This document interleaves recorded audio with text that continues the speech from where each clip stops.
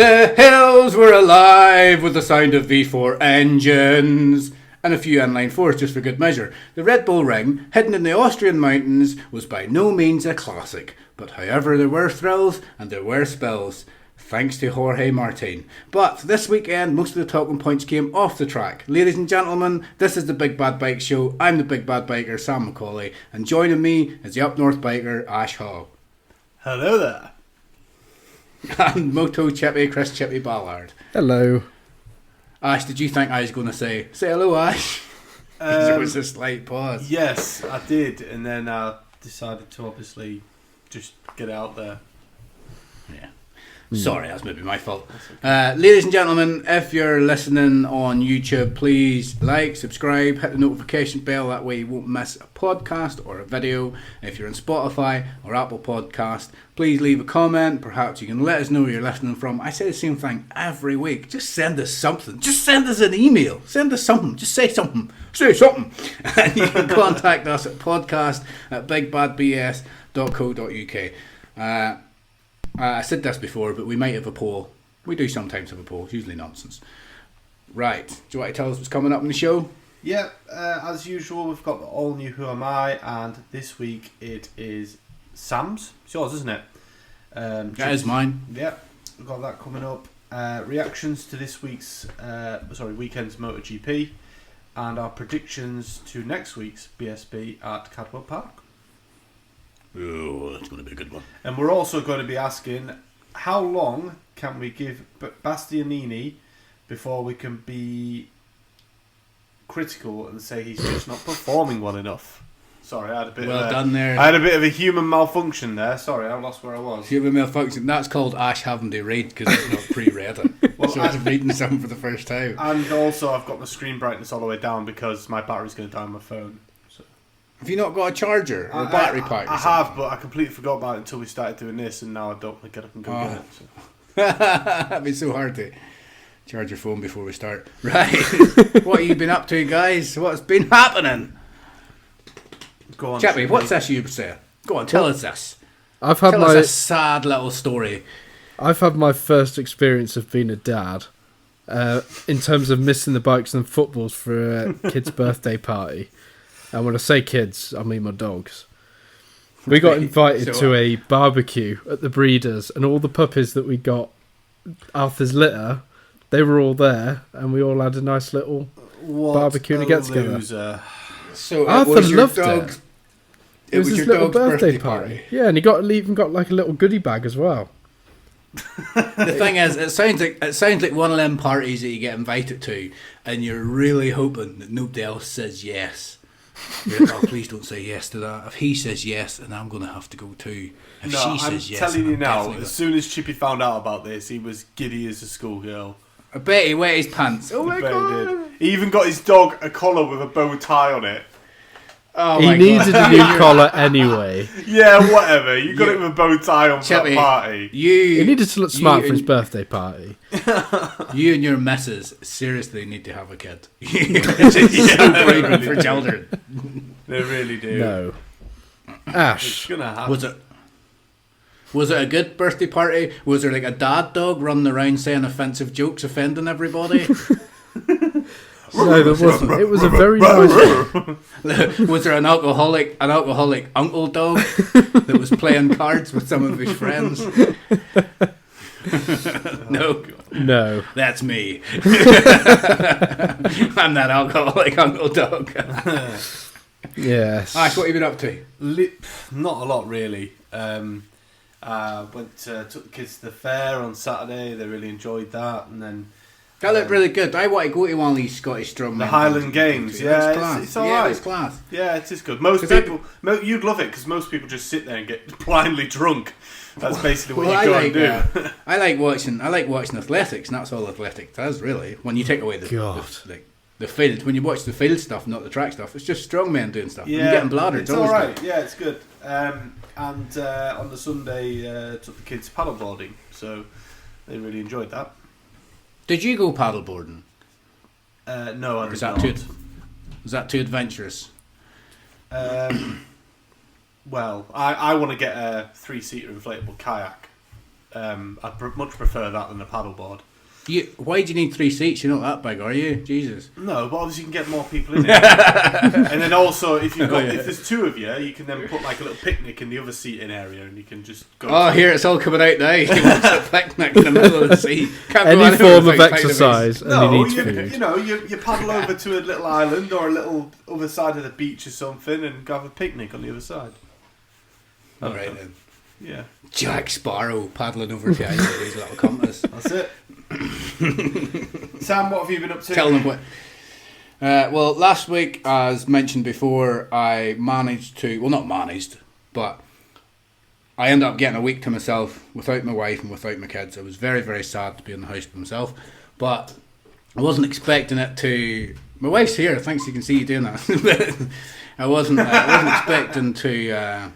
wasn't expecting to have the week, so I just last minute rung up like a place that does like bike lessons and stuff, and long story short, on Wednesday I went out and had a bike lesson with Cam Riders, I think it is, in Peterborough, and I was on a Yamaha XJ6. I only did one lesson, it was the first one, and the guy said to me, "Mate, I think you're ready for your Mod 1 already." He's like, "How many lessons have you done before?" And I was like, "This is literally my first one." And he says, "Well, get into your Mod 1. So today, I sent you that picture, I was out getting fuel. Today I went and did my Mod 1 test, and I can say that I've passed my Mod 1. Yay! Oh, well done. Hey, one step closer. I thought I failed it. I stalled it at one stage, and I was like, fucking balls. So fuck this, right? Did you take my advice on the emergency stop at the speed trap? Mate, I don't know what I did. There was back brake, front brake, there was clutch. I just got it stopped. That was it. Fair enough. Well, you must not have skidded on the back wheel then, because if you skid on the back wheel, they'll fail you. No, I did like Wednesday and today, because we had a couple of hours before the test. We did a few emergency stops, and I never skid it once. And there was a few times I was hitting the back brake too much, because whenever I hit the back brake, I hit this real sort of industrial, mechanical, clunky sound from the ABS coming in. Yeah. And they're like, "Yeah, you don't want to hear that." He says, "You want to be more front brake." But they said my problem was, and this is just, I don't know if all like newbie riders get it, or if it's just a habit with the car. They were like, "You're pulling your clutch on too soon, because you're just like front brake and clutch all at the same time." He says, "You want to be putting your clutch on right at that last second." But I was like, who gives a fuck? You get stopped, you know what I mean? Yeah, and you passed, so who cares? Yeah, so who cares? He never even told me how many minors are out, and I go, I don't really care, I don't care. Well, you'll just have to do your Mod 2 now, and that's just a road track, so... Yeah. Well, Easy. they said to me, "We'll give you a lesson, we think you're ready for your Mod 2, we just have to fine-tune the little bits, like..." He said, "Sometimes when you're turning left, you're not going over to the left, you're just staying in the middle lane." Yeah. And I was like, "Yeah, but..." And I could argue for and against that, you know what I mean? Yeah. You know what I mean? As a driver, I could argue for and against. How much was Mod 1? So I paid 160 quid, but that was like a 3-hour lesson, followed by Mod 1. That's alright. So I don't know how much the Mod 1 was and how much the lesson was. I just paid 160 quid. That's good. I got there at 12:30, and I was finished my Mod 1 test by about 4:30, so I had about 4 hours on the bike. Yeah. And I had about 25 minutes waiting. Yeah, but you're not It's expensive. Your Mod 1, you're not really in there for very long. You're in there for about half hour, if that. 20 minutes in and out. Yeah. We got there. Quite short. We got there at 3:10. Well, we got there for 3:10. And there was a guy who went before me. I'll tell you, but this guy, I really shouldn't say anything, but I'll tell you anyway. So, we got there at 3:10. My test was supposed to be at 20 to 4, and the guy was finished in about 15 minutes, and then the guy that was doing the examiner come up to me and he was like, "Do you want to wait until your allocated time, or do you want to go now?" And I was like, "Oh, fuck it, let's just go now." So, went in, done it.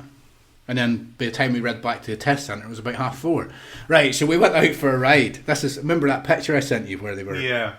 We were at the fuel station. Well, I shouldn't be taking a picture when I was at the fuel station. Who does that? But anyway, we were out for a ride, and we were on this quiet road, and the instructor was like, "I just want you to know what it feels like to get a 35 mile an hour, and just keep it there, because that's the speed you have to get to whenever you're doing your emergency stop. Yeah. But rather than looking down at your speedo all the time, you want to know how it feels."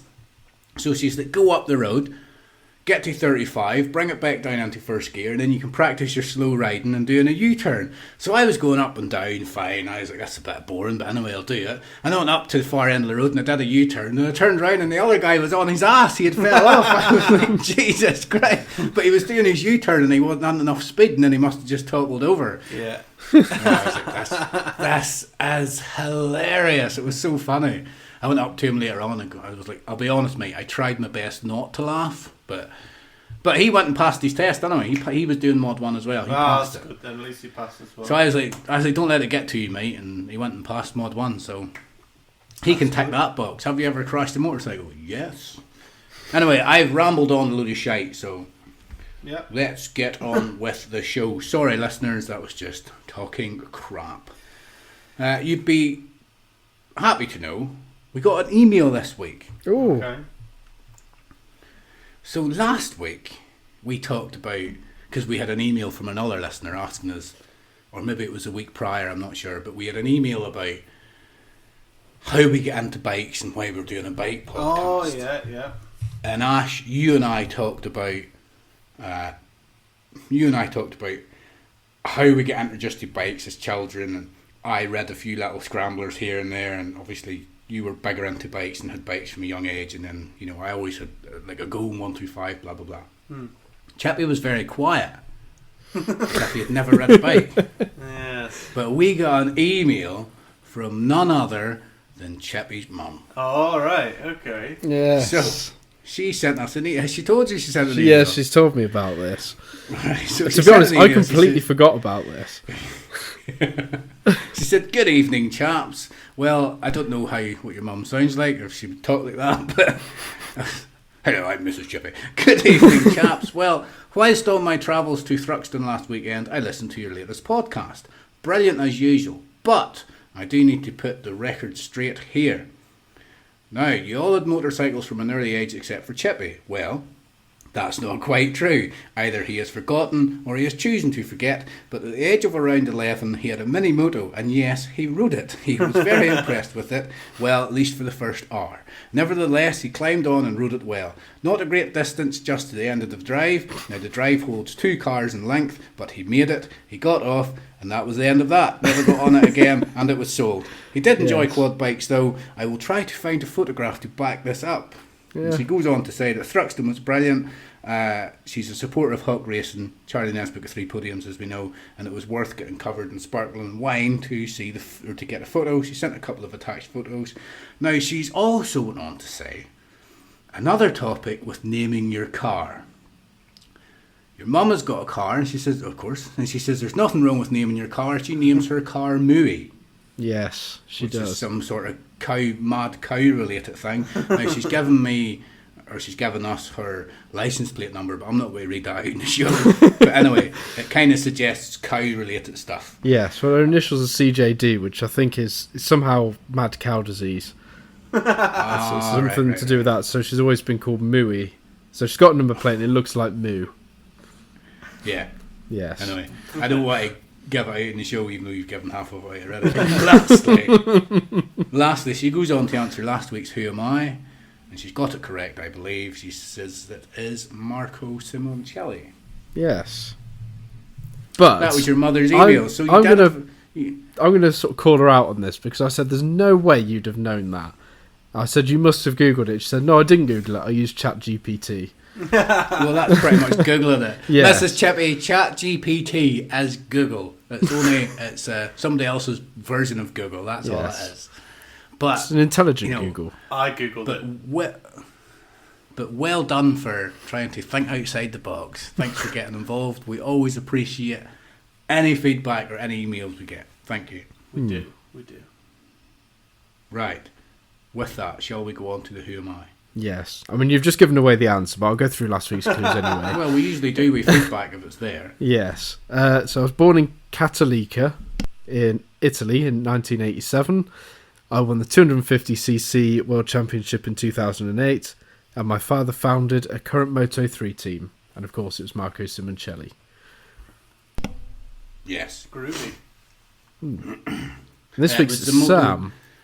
It was the 250cc championship that did it for me, not the third clue. It was the second one. I thought it had been the last So one that gave it away. Well, the last one helped, but the first, or the 250 championship was, I kind of went back in my mind. I was thinking, to be honest, I went back to Valentino Rossi being 2001, 2002, and then I worked from there. I was like, who was racing Valentino Rossi in 2009, 2010? Because they had been the champion in 2008 and blah, blah, blah. Plus he was Italian. And then I thought, is it Simoncelli? And then that's whenever the third clue came in. I was like, there is a team. Right, so that's kind of, that's how I got it. Whenever Ash was talking some bollocks about buying Oxford coats last week. Oh, but while we're on the verge of feedback, or while we're on the topic of feedback, before we go back a few bits, do you not need to apologise for last week, Ash? Because you were a little bit hot-headed last week. No, but I think it's justified. It's justified because Chippy had been really, really annoying me like all day, and you jumped on the bandwagon as well, which didn't help. And I got to the point where I thought, right, I'll just have a wild guess because I hadn't got a clue who it was. And obviously, it was such a bad guess. You said Valentino Rossi. Well, I just picked Rossi because I just thought Italian rider. 2008. I thought bollocks. I'll just send him it as a boom there, Rossi. And then he just went, "Oh, you're so stupid." I saw his face when I did it, and I just thought, "Fuck you." It was quite stupid though. Yeah, but alright, but it doesn't answer. matter. It was just, I just thought I'd throw a guess at you, and you decided to be your usual. At least you had a go. Usual little knobhead, noncy self, and I had to just bite. I'd had enough. If you'd have been sat next to me, I think I would have punched you in the face. I was tempted to take it out of the show. I even messaged you and I said, "Joe, will you keep this in?" And you were like, "Yeah, go for it." Go for it. Keep it in. Listening back to it, I was like, I'm glad we kept that in because that was funny. Right, This week's Who Am I was my turn. You haven't put it on the dock. No, it's a secret. Is that not how we're doing it now? I'm keeping it a secret, so you can't chat GPT it. Right. This one, well, they're all easy if you know them, but this one could be rather easy. For listeners, I was born in Stockton, California in 1962. Bloody hell. I'm a 3 times AMA Superbike champion. I think that's American Superbikes. Now this is the clue. I am a 2 times World Superbike champion. I'm going to give you the years. 1988 and 1989. I haven't got a Scooby on that. I'll need a minute to think. I'm going to keep my hands here until I say I'm messaging Sandra, so you can't see that I'm Googling it. How do I know you haven't got Google glasses? Google. I'll take them off. Right. I'll take off my glasses. Although now I can't see you. While young, you do look weird without your glasses on. So do you. While young Chip Hat is, I got that joke. While young Chip Hat is taking off his Google glasses and trying to figure out the Who Am I. If you would like to contact us and get in touch with any emails, questions, or to have a guess at the Who Am I, you can send us an email at podcast@bigbadbs.co.uk. You can leave your name if you want it read out in the show. If not, just say anonymous. It's fine. We just like as much interaction as possible because it makes the show better. Gives us a reason to feel like we're doing it for a purpose. Right. Yeah. You've had enough time to think about it now, Chippy, because we're going on to your segment. This is the time when you have to actually start talking. Probably. Yes. Let me just scroll down to it. The news.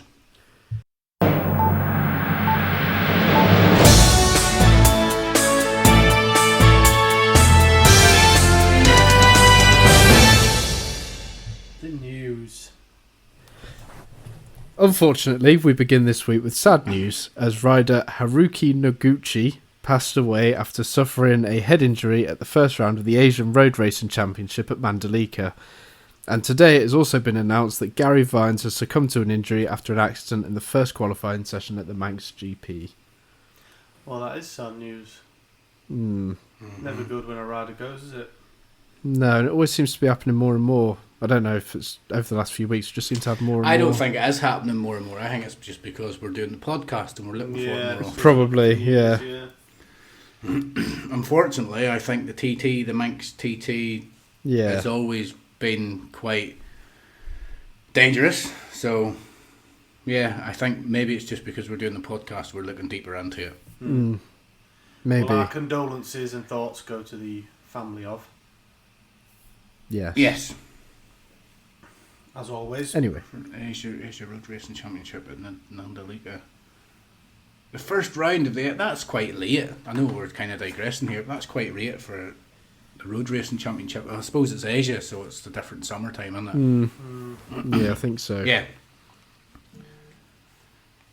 Yeah, sad news. Yes. Shall we move on? Shall we? Jake Gagne has won his third straight Moto America Superbike Championship following wins at the Pittsburgh International Race Complex. Yes. This one is his... I think this is the one where he can really hold his head high, because this is the one where the former 5 times American Superbike champion came back from Moto2. What was his name? I keep forgetting his name. I do know it. Let's play a game of this. First What's one to this get guy's it wins. It's not Bo Ben Snyder. It's not him. No, that's who I keep thinking of. Bobier. Cameron Bobier. That's Yes. it. Yeah, we'll get there together. Yeah, Cameron Ash is there like, oh yes, let me try. Cameron Bobier. So he was a 5 times American Superbike champion. He went in Moto2, and you were saying that it wasn't that they didn't want him, he didn't like it, so he came back. Yeah, I think he wanted to go back to America. He just like doing that Just instead. Just like being in it. But Fair enough. yeah, so Jake Gagne, it kind of gives him a bit more, kind of credits a bit more, because it's like, well, I beat Cameron Bobier as well, so. Yes. But that kind of makes me think it's maybe for silly season and stuff, but he's a 3 times Moto American champion now, on a Yamaha. I'd like to see him have a go somewhere else. See if he can do it on a what's the world point? stage. I understand why you want to keep winning. I understand that, but as a racer, somebody wants to be the best. Would it not act at you just to be like, well, I'd like to go and have at least try. Like if you go and you're terrible and you're not enjoying it, fair enough, go back. Yes. Go back to Moto America or what, or if you can stay away from America for a couple of years, go to British Superbikes or something and try it there. Just go somewhere else. But I'm not the one riding the bike. I'm not, like, it's not my job. You know what I mean? If the money's rolling in and you're having a good time in America, who cares? You know? But I just wonder if Yamaha could maybe entice him into the World Superbikes, because they not need a rider. Well, they've got plenty in the other teams, haven't they? But I think they still need somebody to replace whoever goes to the factory team.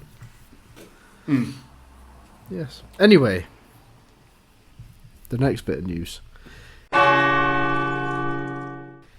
Now, I don't normally put rumours in the news, but I thought I'd make an exception on this one because it was worth mentioning.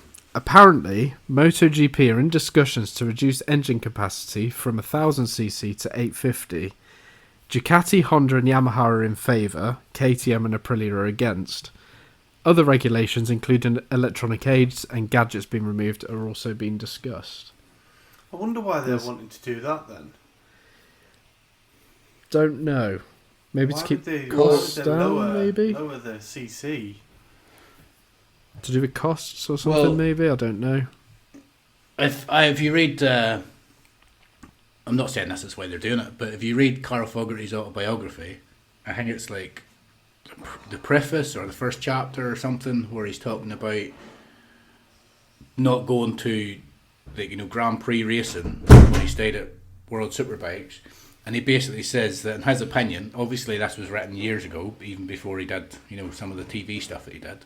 He says, in his opinion, Grand Prix and MotoGP was going to go 4,000cc anyway, so it's just the same as World Superbikes. So maybe they're trying to set themselves apart. Maybe as prototype bikes, they feel they can get more out of. Because it used to be 500cc when they were Grand Prix. They used to be 500s.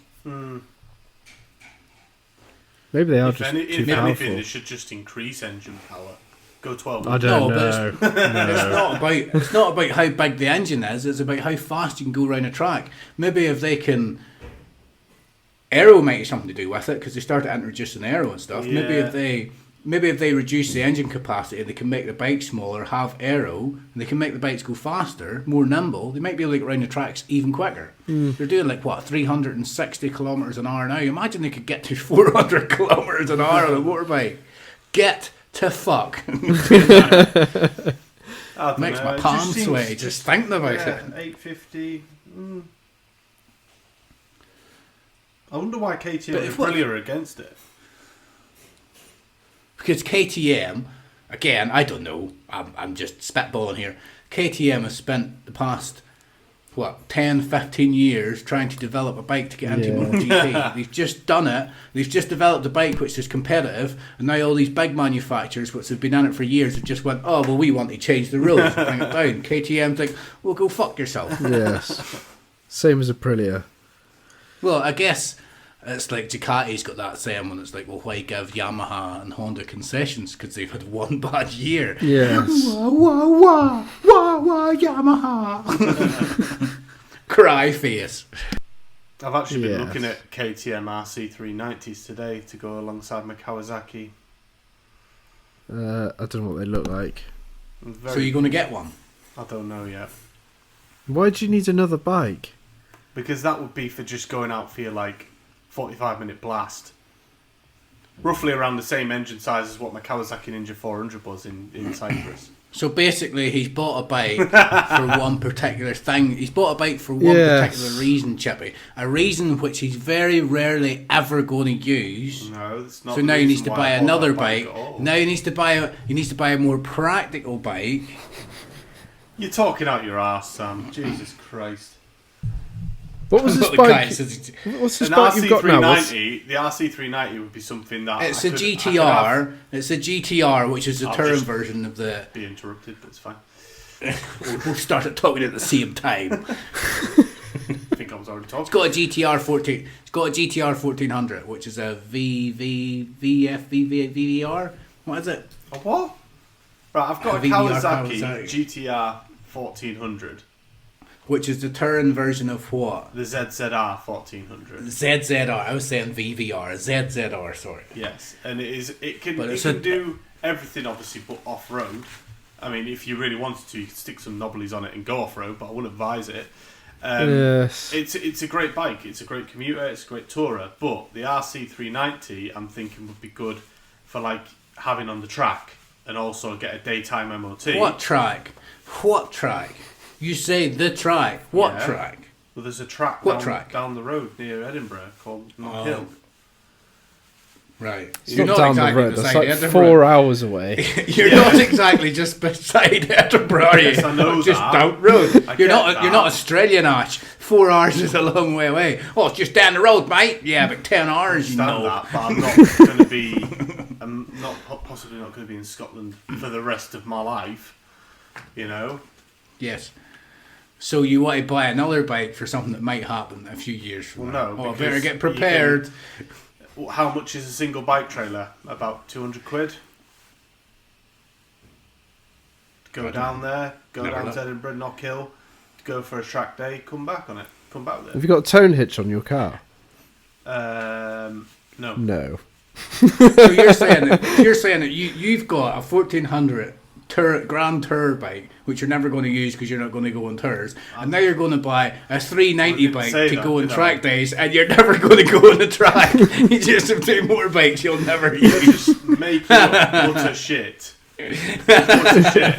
Oh, I'm never going to go touring on my bike. No, I haven't got a 500-mile road trip planned on the 1st of September. No, I haven't at all. I'm not planning to go to the Isle of Man on it next year. No, not at all. I haven't planned that, Sam. No, I'm not planning on going to the Alps on it next year as well. No, not at all.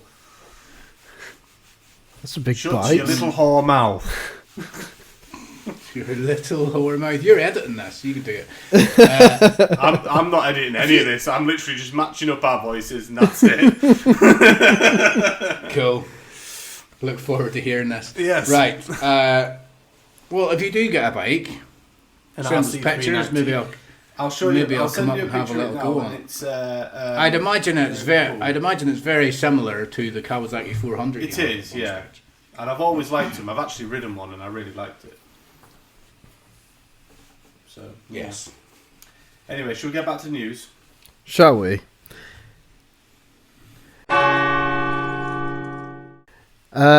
Now, this would have been the biggest news segment ever if I'd have split these down into individual stories. So I'm just going to go through a few confirmed rides that have come out and been confirmed this week.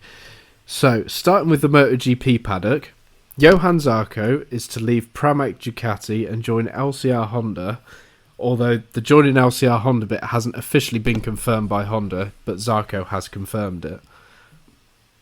What do you make of that? Yeah. Well, it sounds like Zarco's worried that he's going to be pushed before he can jump. Yes. And maybe he just wants that element of control within his career and his ride.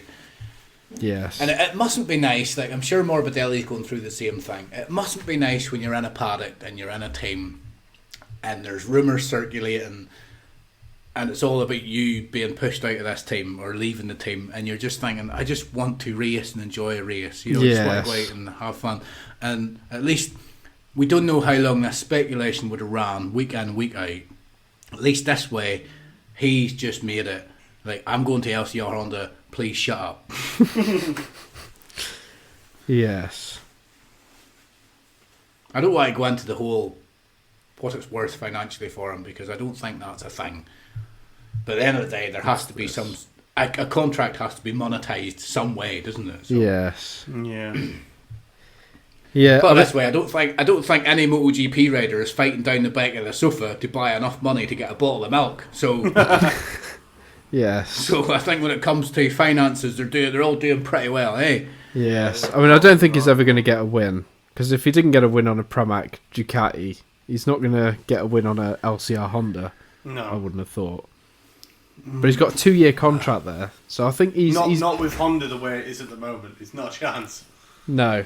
No, But I think you say that, he's but... done well to get that contract. If it is 2 years, Okay, that's 2 more right, years I get in what the you Premier say. Class. If he's not going to get one, if he's not going to win the Pramac Ducati, he won't get a win on the Honda. I understand what you're saying, but I would also say it doesn't mean he doesn't have a chance of winning on the LCR Honda. No, true.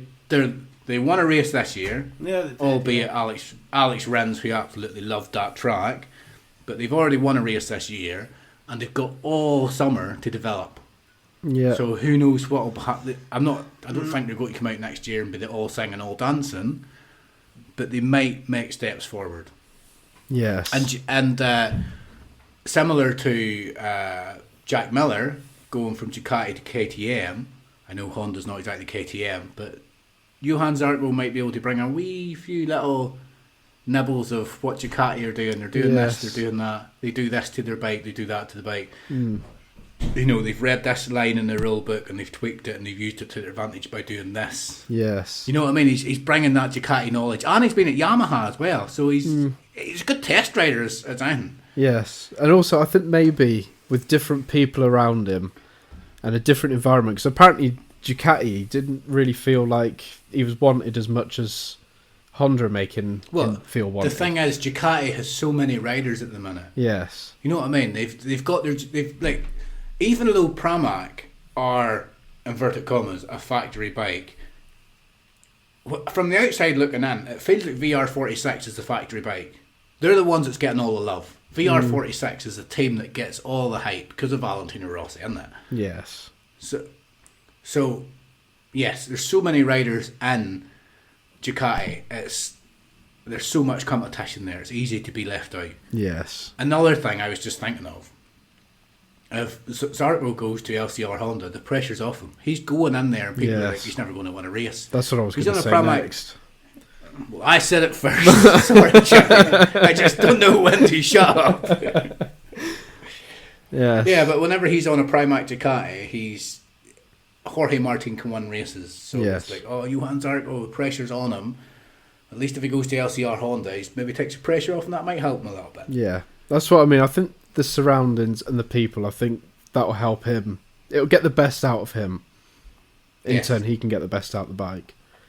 And I'm happy that there's a rider at Honda who I actually like really like. Yes. Yeah. Not that I don't like Johan Mir or, Who's Mark that Marquez. other guy, Alex? Who's the one that's just left? Going to... Alex Rins Yamaha. left, didn't he? Oh. Yeah. Forgot him already, see? Taka Nakagami. He's the best rider Honda's got. He is. Not this Bless weekend, you. he wasn't. Anyway, we'll get on to that. Right, the next one, staying with the MotoGP paddock. Brad Binder has extended his contract with KTM until 2026. Good move from Binder, that. Good move from him That and was good. KTM, I think. Yeah, I think he's great. I think it was pretty obvious that was going to happen, though. Yeah. But I didn't think it was going to be announced yet, because he's still got like another year left on his contract anyway, so I'm surprised it was already announced. But I think, like Sam said, I think it was that obvious, so may as well have just announced it. yeah, true.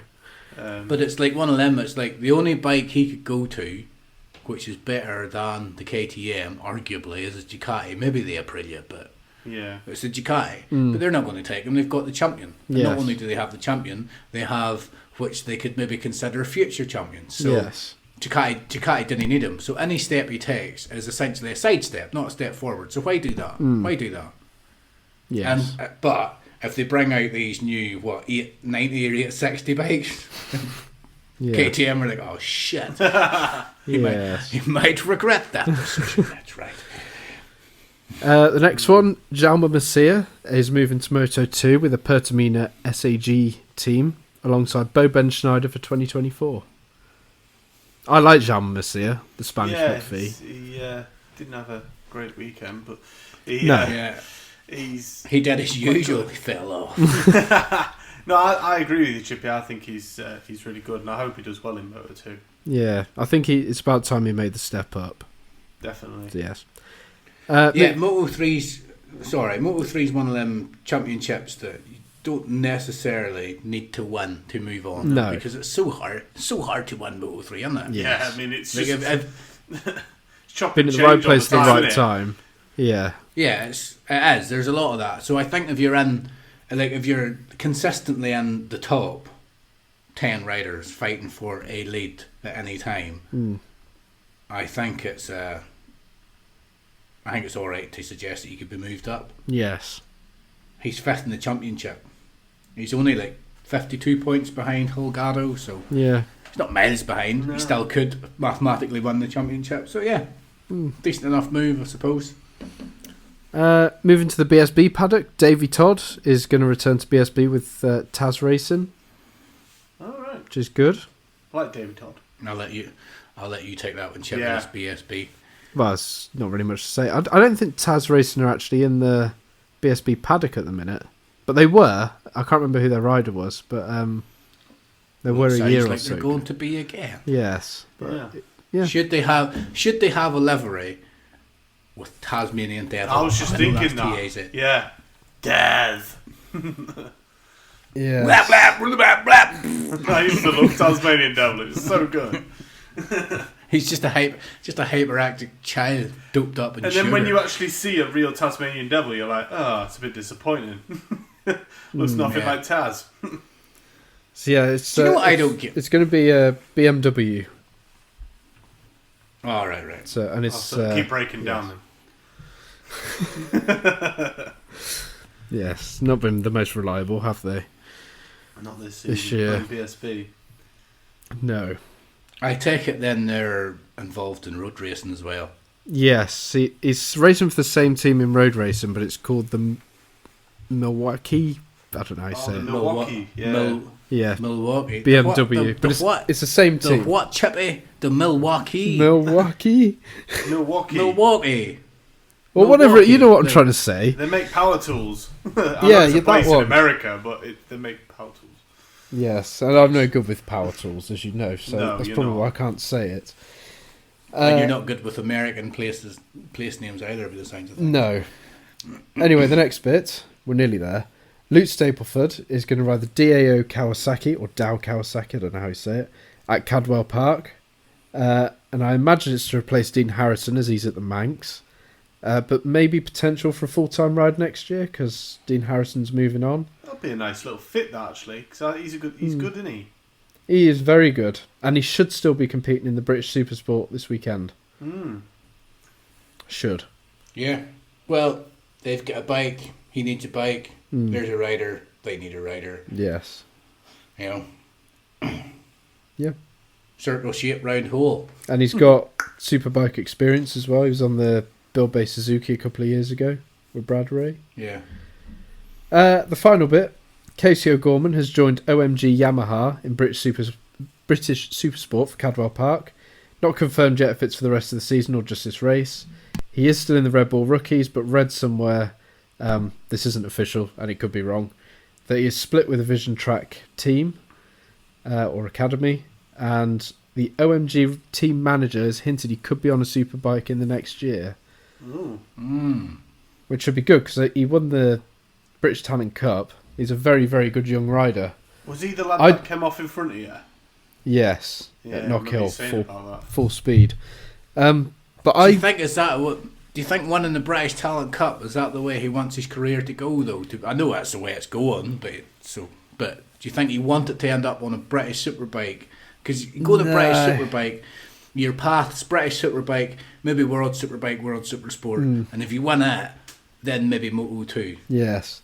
I'd rather Like see if you him won it. not do British Superbikes. I'd rather see him focus on getting into Moto3 and hopefully then into Moto2 and maybe MotoGP. I'd rather see him go that way rather than British Superbikes. Yeah. But British Superbikes would be very lucky to have What him. age is he? He's young. He's only like 16, 17, I think. Because it would maybe even better, like, correct me if I'm wrong, but it might even be better going into World Supersport 300, like a championship you can win. Get a world championship and then be like, right, well, or at least be fighting for a world championship. Or if you can do well in British Supersport, maybe go to World Supersport. Just not 300. But then if you won, because if you win World Supersport, sort of stepping stone from that's Moto2, isn't it? Thing is though, going that route though, like you say, British Superbikes, possibly World Superbikes, then into Moto2 or even MotoGP, that's a real fat ass way of going around it. I think you're right there, Chippy. It'd be better for him to win the Tampa Cup and go to Moto3, wouldn't it? Yes. Yeah. Yeah, I'd rather see him go to Moto3 personally. But either way, he's a good rider. He's a good young British rider, and he's going to do well somewhere, I think. Yes. I just hope it leads to MotoGP. But who knows? Hopefully. And I'm claiming he's British. He's Irish, but I'm claiming he's British. Yes, we know he's Irish. Sorry to all our Irish listeners out there that Chippy's just offended half of you, but he's from England. He doesn't understand. Yes. But anyway, that is the end of the news. I sorted a fat person on our show last week, anyway. Yes, you did. Yes. Not very nice. When I was apparently harping on about Oxford stuff, I thought that was very good information. Sam. Yeah, it was. I didn't say that. Have you figured out my who am I yet, Chippy? I've got a name, but I don't know how it is. Should I private message you? Private message me now. Yeah. Because there's a name. And while you're private messaging, Sam can get into the sprint. I can talk about the sprint race. So last weekend, like I said, it was a Red Bull Ring in Austria. The hills were alive. The sound of... No, it's not him. No. Yes, so they were in Austria. Chippy just sent me who he thought it was. He was incorrect. The sprint race, right. So, now you will notice mine might be a little bit different. I haven't used ChatGPT to write mine. And do you know what else? I wrote this from memory. I watched the race, and then the following day I wrote this from memory. You'll probably be able to tell once I read it. You'll be like, that shit, that's right. Right. The lights went out and Vinales went backwards. In fact, if these bikes had reverse gear, I would swear he was using it. Turn 1, there was carnage. Martin dies under Quartararo, who in turn needs to pick the bike up. Vinales, still on a mission to go round the track the wrong way in reverse gear, is right on top of Quartararo and he's nowhere to go. Martin hits Quartararo, Quartararo hits Vinales, and like dominoes, but without the only delivery that's made is into the sand trap, Benzeki, Zarco and the unfortunate Oliveira crash out. Zarco manages to rejoin, but I think it's to no avail. Tried to bring a little bit of comedy into the first corner there, didn't we? That's very funny. At the front, Bagnaia gets the lead. There's a short back and forth between Bagnaia and Binder, but it's very short-lived. Bagnaia was just too good this weekend, and off he went. That's all she wrote. Quartararo's race once again wasn't going too well, and it only got worse. Trying to overtake Salvadori, he gives him a little love tap and sends him into the gravel. He got a long lap penalty. The stewards once again were inconsistent with who was getting long lap penalties and who wasn't. Martin, however, this is where I go on to mention it. Martin, however, seemed to be a law unto himself. Thanks, Chippy. However, at the start of the left-right chicane or the right-left chicane, Martin takes the inside of Marini and gives him a little love tap, and Marini goes sliding off, leaving Martin shaking his head. But at this point, no long lap penalty. To be honest, the race, apart from the Martin spills, was a little bit dull. Spoiled by the drama at the first corner, in my opinion. It just kind of left the whole field, just awry and all over the place. The field stretched out. Bagnaia won. Binder was second. Incredibly, Martin came third. Alex Marquez got fourth. It was a disappointment for Jack Miller to get fifth, I think, considering it was a KTM at Austria. However, a sixth place for Paul Espargaro, which was very impressive considering what he's been through recently. Very impressive, yeah. His brother Alicia Espargaro, came seventh. However, I'm not sure if Alicia Espargaro just didn't want to pass his brother. Eighth was a rather average Maverick Vinales, considering how well he qualified. Ninth was Franco Morbidelli, top Yamaha, I believe, in that race. And finishing the top 10 was Marc Marquez. Well done. I'm just going to say, finishing a race. Yes. I'm just going to say, Paul Espargaro, he does go well around there. Not to take anything away from him, but he does go very well around that track, and he did nearly win it on the Repsol Honda a couple of years ago. Yes. But we all agreed on the last I think it was the last pod, the one before, we all agreed that we didn't think he was going to do an awful lot because of his injuries and what he's been through recently. So it was really nice to see him get sixth place, actually. That was quite good for him. Yeah, it was, but I don't think he's going to do anything the rest of the year. Well, I think that's going to be the only... Do you reckon Alicia Spargrum was just like thinking, I'll let him have it? Or do you think he was genuinely trying to keep up with it? Well, I don't want to take it away from Paul Espargaro. No, neither do I. I can imagine there was a bit of, after what he's been through, I really don't want to be diving inside him and bringing knock him off, and destroy him. And knowing that he's fighting for his ride for next year as well, probably thinks do him a little favour. That's what you say, Paul Espargaro is not going to do much this year. I agree, he's not going to do much. But considering his crash, his injuries, what happened to him and what he went through, the fact that he can get out of bed and throw his leg over a bike and do that is incredible. Oh, it's amazing. If he'd ride around there and come last, and I'd still be like, that's incredible. Yeah. You know what I mean? So, fair play to him. He came sixth. He deserves it. He deserves all the applause for this weekend. With that performance alone, you could argue he was the rider of the meet. You know what I mean? Brilliant. Absolutely fantastic. You seen the reaction that he got whenever he went into his pits. Whenever he went into his team. They were just beside themselves. They were so happy. It's like he had won the championship. Yes. The way they were cheering him. Brilliant. Yeah. It's just unfortunate he had to go through such hardship to get that sort of reaction. So the first corner of the first lap. Yes. Yeah. Oh, yes. Well, I personally think there was probably 2 or 3 riders at fault, really. For the not really at fault. They were all on going for the same bit of tarmac. It was a racing incident as far as I was concerned. So I was surprised that Martin got a penalty for that, and not for the one with Marini. I just said that was more of a penalty. Yeah, that was a pretty hard dive, that wasn't it? Yeah. I don't know if any of them was a penalty. I think the race stewards just felt pressure to give him something. Because the first one, they didn't give him a long lap penalty. That should be put to bed. We didn't give him a long lap penalty for that because we didn't feel it was personally, as you might hear by the start of that, whenever I said Vinales, I know you're entitled to have a bad start. That's part of racing. You can have a good start, you can have a bad start. But that crash, in my opinion, was his fault. Yes. That was his fault. There's a reason why you have 3 riders, then 3 riders, and 3 riders. It's to keep them all staggered in a certain way, so whenever you take off, you've got an opportunity to go past the people beside you or whatever. Yes. That's how I see it. Vinales was going so slow that 3 became a 4. Now, whenever I watch it, I'm not racing the bikes, I'm not a professional, I might be wrong, but whenever I watch it, I see Martin coming up inside the inside of Quartararo, which fuck's sake he's entitled to do, it's racing, and he touches him, Quartararo picks the bike up, but then immediately hits into Vinales because Vinales shouldn't be there. Yeah. He should be up the road a little bit. And if Quartararo picks the bike up, maybe he touches somebody a little bit, but he runs a little bit wide. There's not that carnage. Vinales is the rider that shouldn't have been there.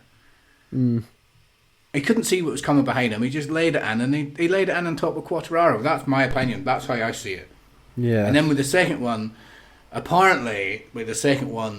Marini's elbow touched Martin's knee. The thing is, But he's the tallest rider on the grid. He's quite gangly. He's Yes. all limbs, so you can't really Martin shouldn't be blamed for that. No, that's what I mean. He shouldn't Like, be. if there's a space, there's a space. Oh, well, I'm going to stick my elbow out. Well, that's your fault, mate. You know what I mean? Yes. Valentino Rossi was gutted though, wasn't he? You could see Yeah. on his face. They panned over to him and he was just like, "Ugh." I think the race stewards looked at the first incident and said, we think that's a racing incident. Yes, it caused a bit of carnage, but I think they looked at it maybe the same way I did or the same way you did. There's a few people could have been at fault. Racing incident. Then I think they seen the second one and thought, well, there was enough space there. You know, maybe, and then maybe they just felt pressure. They were like, that's too, maybe we had to do something. Yes. Pick one. I don't You know. can throw a dart, pick one. I thought Martin went in there quite hot, to be fair. Where? When the whole thing with Martin and Luca Marini. Hmm. I thought it was you can't because Marini was already on like the sort of racing line, and Martin did sort of just come in and. Yeah, I do think that was more of a penalty than the first corner. I do, yeah. I do believe, yeah, I do think if there was going to be a penalty, it should have been the Marini one. Yeah. Yes. I do think that. Boo. I thought straight away. I thought that was a bit harsh. You're already on the thin line. You're already on thin ice, mate, and that was a bit harsh. But it's whenever I heard the commentator saying that his knee touched Marini's elbow, I was like, well, that's not really Martin's fault. No, is it's it? not. No. That's what changed my mind. If that is what happened, that's because that's not bike on bike. That changed my mind. You know what I mean? Yes. That's like, well, if that is what happened, it's not Martin's fault. It's not Marini's fault either that he's gangly and big. Well, it's what you said about is it Loris Baz that dangled his leg earlier in the season? And Alex Lowe's ran over it. Yeah. You can't blame Alex Lowe's for that. No. Loris Baz was he's the one that sticks his leg out. The doctor's dangle. You need a doctor after that dangle, but he stuck that out, and that's your fault. You choose to do that. Yes. If you're sticking your elbows out to try and get down further, well, that's you choose that riding style. You could choose to keep your elbows in, be a little bit safer, and go round the corner a little bit slower. But then that way, Martin would have come in and below him and get away. Yes. So I think it's Marini's fault. No, I don't know. I don't know whose fault it was. I'll tell you what did piss me off though. Every time they went round that corner, the cameraman and the director was like, "Oh, let's look at Valentino Rossi." Yeah, that's Valentino annoying. Rossi, get to fuck. He's had his day. He's not out there racing. I didn't want to see some old Italian fart standing at the side of the road watching the race. I want to see the race. Do you know what annoys Anyway, I me? love Is like if you're watching Yes. British Superbikes or MotoGP or World Tour, in fact any racing. When, So you mean motorbike racing? Yes. Chippy? Just say that. yes, any racing. When Or like, Moto3. there's a really good battle for second or third Yes. or whatever, and they're showing it Or really, even if it's even if it's further fourth back, and fifth. and then the Yeah. winner goes over the line. They always show the winner going over the line, and then you miss the last bit of the battle, and then you just Yeah. see who wins or who comes second. It's just really annoying. I'd Yeah. rather just keep watching the battle and just assume that Bautista's won again. Yes. And yes, Or Fabio Bagnaia. Fabio Bagnaia? It's not Fabio Francesco. Bagnaia. What's his name? Francesco Bagnaia. Such good at this podcast. Such good. I forgot how to speak, ladies and gentlemen. This is I've such forgotten good. how to speak. This is such good. There's the title. yes. Right, will we go on to the feature race? The feature race, you can Yes. do. Do you want me to read it out? I never I never wrote this. I could read out what I wrote, but I never wrote this. Well, you can read out what you wrote if you would like, because usually what I do isn't good enough, so it's up to you. No, I'm not saying that. I'm just saying I can't read what I didn't write. We're just going to listen to how ChatGPT this is. It's not ChatGPT. Do you want me to read it? Yeah, go on. Right, well, shut your little dweeb mouth then. I'm going to count the words that I know you wouldn't use, like infraction. Right, okay. So the MotoGP race kicks off with Bagnaia once again make a fantastic start, leading the pack. Binder follows closely in second place, while Miller holds on to third. Turn 1 proves to be challenging as many riders go wide, struggling to find the perfect line. An impressive display of skill, Alex Marquez execute an aggressive manoeuvre on Marini. Right, are you going to shut your fucking mouth? Or, like, I swear, I'm going to I'm counting how many things you wouldn't say. Yeah, and you're putting me off, you fucking idiot. Count inside yourself and then say at the end. Okay. Yes. Or mute your mic and count. Anyway, sorry, again. ladies and gentlemen. I'll carry on from the Alex Marquez bit. Fucking idiot. Alex Marquez executes an aggressive manoeuvre on Marini, successfully overtaking him. Meanwhile, Jorge Martin receives a long lap penalty for a previous infraction. Surprisingly, Joan Mir finds himself ahead of Marc Marquez, currently in 16th position. Bezzecchi, Alex Marquez and Marini all make their moves on Jack Miller, who gradually slips back as the race progresses, which is always a shame to see. It's refreshing to witness Bezzecchi showcasing strong pace after his crash and sprint. The legendary Valentino Rossi observes the action from the sidelines, undoubtedly analysing the strategies of his fellow riders. Marini makes a significant advancement, securing the 4th position. As the race unfolds, one of the Marquez brothers starts to lose ground. Bagnaia, leading the pack, must exercise caution. He's already hit track limits. It appears that many riders are struggling with the issue throughout the weekend. Currently, Bagnaia holds the 1st position, followed by Binder in 2nd and Baz in 3rd. The race promises to be an exciting battle for the podium. I counted 9 there. 9 things that you definitely would never say. Yeah, well, alright. Well, next time, just do it fucking silently, because you just completely put me off, you idiot. We can edit it out. What was that last bit about exciting battle for the podium? Was there an exciting battle for the podium? Bagnaia had fucked off, Binder was in 2nd, and Miller Bezzecchi. Martin came 3rd. Bezzecchi came 3rd. Oh, Bezzecchi came 3rd. I thought it was exciting for Bezzecchi. Considering he came off in the first race, I thought it was good for him. Yeah, but I don't think it was an exciting rush for the podium. Well, next time, Sam, use your own notes, okay? Instead of using mine. I like my notes. Right, well then use your notes then. You. Do you want to hear my notes and then you can choose which one you want? No, you can't. We're using them ones now because I ain't editing it. Right. Well, I'm gonna use my notes to reference and talk about this. That's fine. You can do that. Yes. There was one thing you forgot to mention. One thing. Well, no, there's more. Maybe more than one thing. But there's one thing, in my opinion, you forgot to mention. Go for it. The biggest point this Sunday. Probably worth mentioning. Okay. First time this year, Marc Marquez finished and scored points on a Sunday race. I don't think it's that big of a deal, really, because I'm being facetious. Yeah, it's not that big of a deal. But no, it's fair enough. Fair play, he managed to finish one. And he managed to get... Did he finish 15th? 12th or something, was it? I don't know. Yeah, he wasn't. Not very good, but... Yeah, he finished the race and he got some points on the Sunday, so I guess we should all give a round of applause. Insert applause here.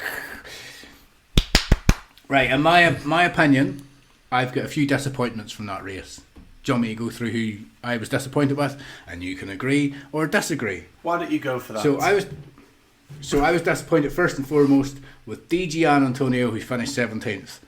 That is shocking that he's on a Gresini Ducati first and foremost. He's on a Gresini Ducati and he's finishing 17th. I'm always disappointed with Di Gianantonio. He's never been good. He wasn't good enough in Moto2. I do not understand why he was given a Premier Class ride.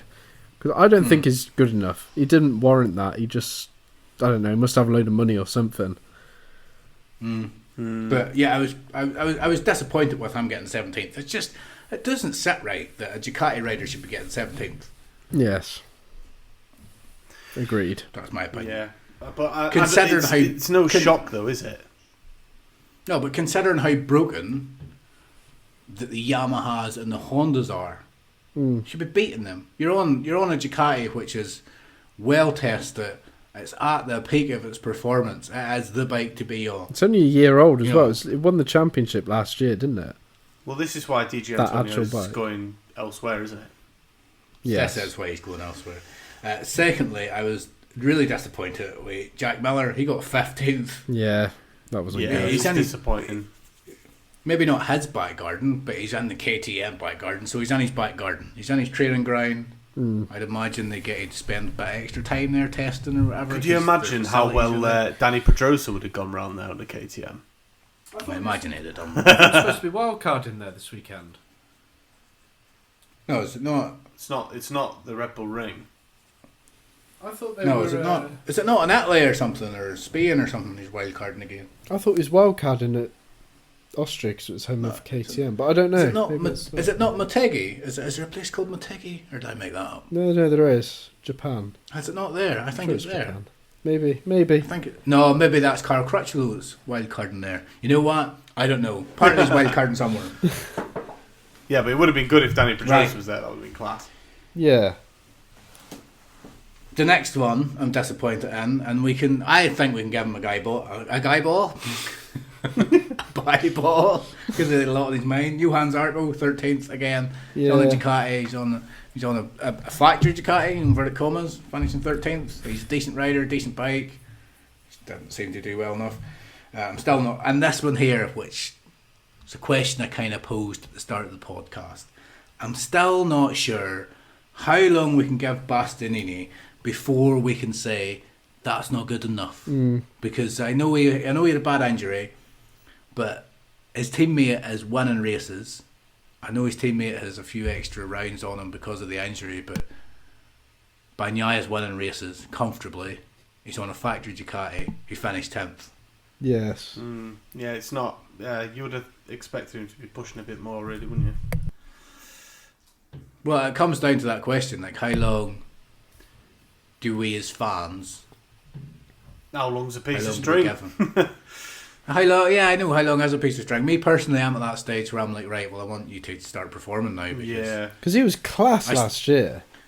I still think he should have that bike for next year, Yeah.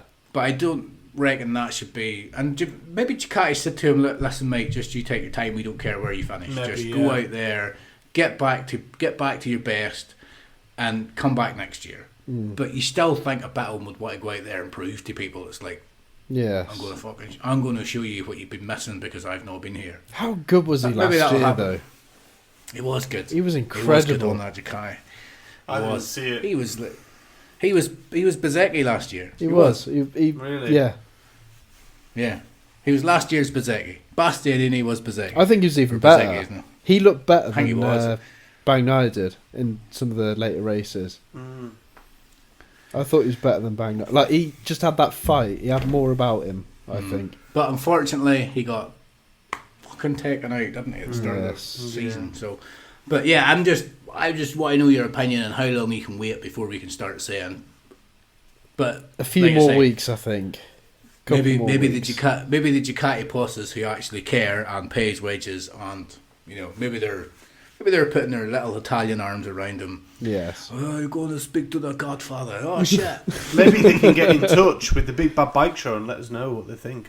Maybe they can. If anybody knows anything, Yeah. send us an email. I know, you just make Yeah. shit up. Just send us an email. Whenever I was in Australia, I was picking grapes, right, and cutting grapes and working with the grapes. And the guy I worked for was an Italian guy, like third generation. And he was like, "Oh, you're going to go work with this other guy." And I was like, "All right, sweet." And I goes, "Who is it?" And he goes, "Oh, he's the Godfather," because he was like the little granddad of the whole family. And I was like, "What the fuck have I done to you? You're sending me to the Godfather." This little old man. This little old man, he had so many cramps in his hand from just working his whole life, he could barely move. Poor lad. He was still out fucking shopping with the secretaries, and I was like, "Oh, get inside and drink your fucking beer, or whatever it is you're doing. Let me pick these tomatoes or whatever." His farts were stinking because he ate so many tomatoes. Sweet tomato farts. What, like your tomato salad? Oh, yeah, I like my tomato salad. Okay. Right. Moving on to Moto. Will we do Moto 2 and keep Moto 3 Do till Moto last? 2. Do you want to read your notes for this, Sam? I'm just going to I didn't interrupt. write notes for Moto 2. Oh, right, okay. I said I was going to write notes, but then I seen you'd put something on. I'm just going to interrupt slightly. I'm surprised you didn't say Joan Mir in your disappointed list because he crashed out again. Or is that just a given now? I think it's just the norm now. I'm just Joan over Mir, Joan Mir. I'm just over Mir. It is Just the over it. norm. And I think he's over it too. I think the recent interview with Mir where he's come out and said how he struggled mentally, but now he's just like, you know what? Yeah. I just didn't care. I think he realises, as much as we do, the Hondas just know where it should be. And I think his attitude is, look, I gee up with the Honda. Put me on another bike. He knows himself, he's just going out there to ride round. What's the point? You kind of get that feeling with the Honda. It's like, what is the point?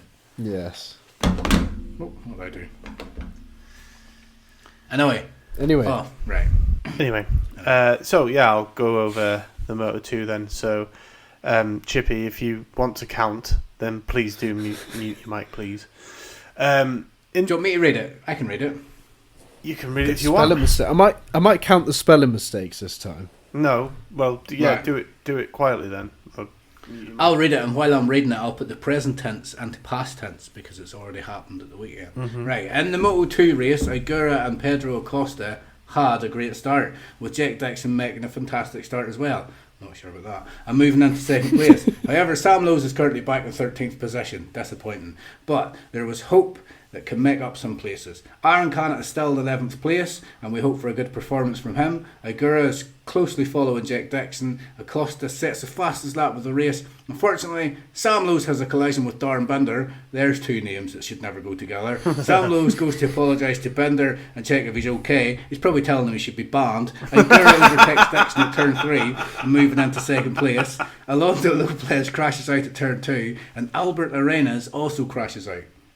Vietti seems to be closing in on Dixon because he just went backwards. Dixon manages to regain position but overtakes Agura. Gonzalez crashes, allowing Vietti to take the lead. Vietti is building up his position, but will Acosta make a fast comeback and take the win? Vietti finishes in first place, so the answer is no. Pedro Acosta finishes second and Agura is in third. 8 spelling mistakes.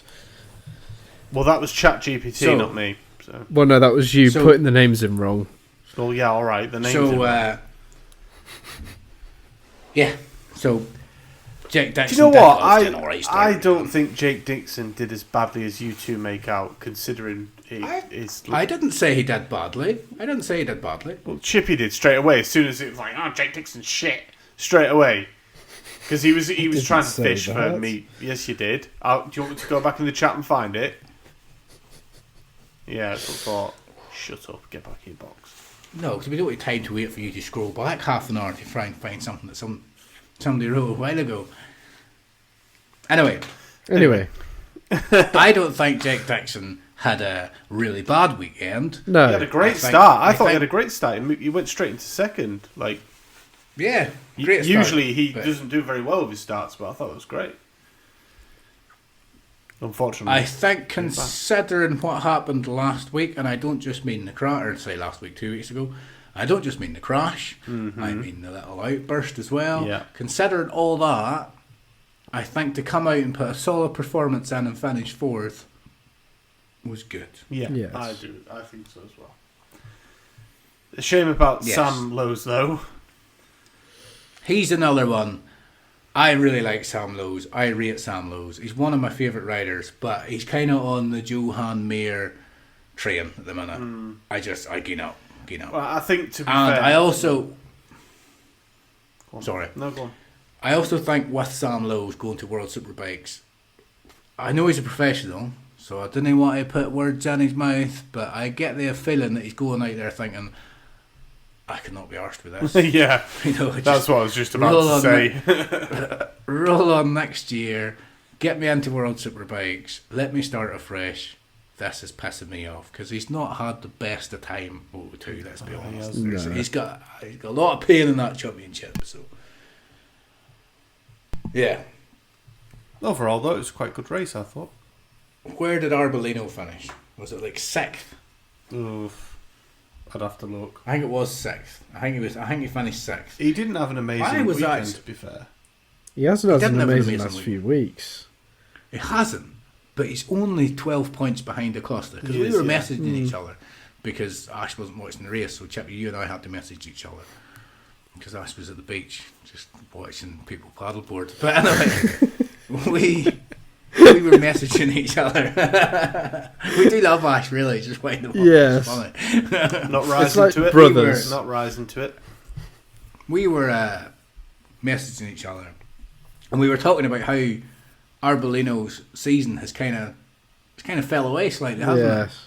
But the way we were talking, it's almost to suggest that Acosta's just running away with the championship. And then I went to the championship standings, or it was on the TV. It comes up with the live championship standings, and I was like, he's only 12 points behind.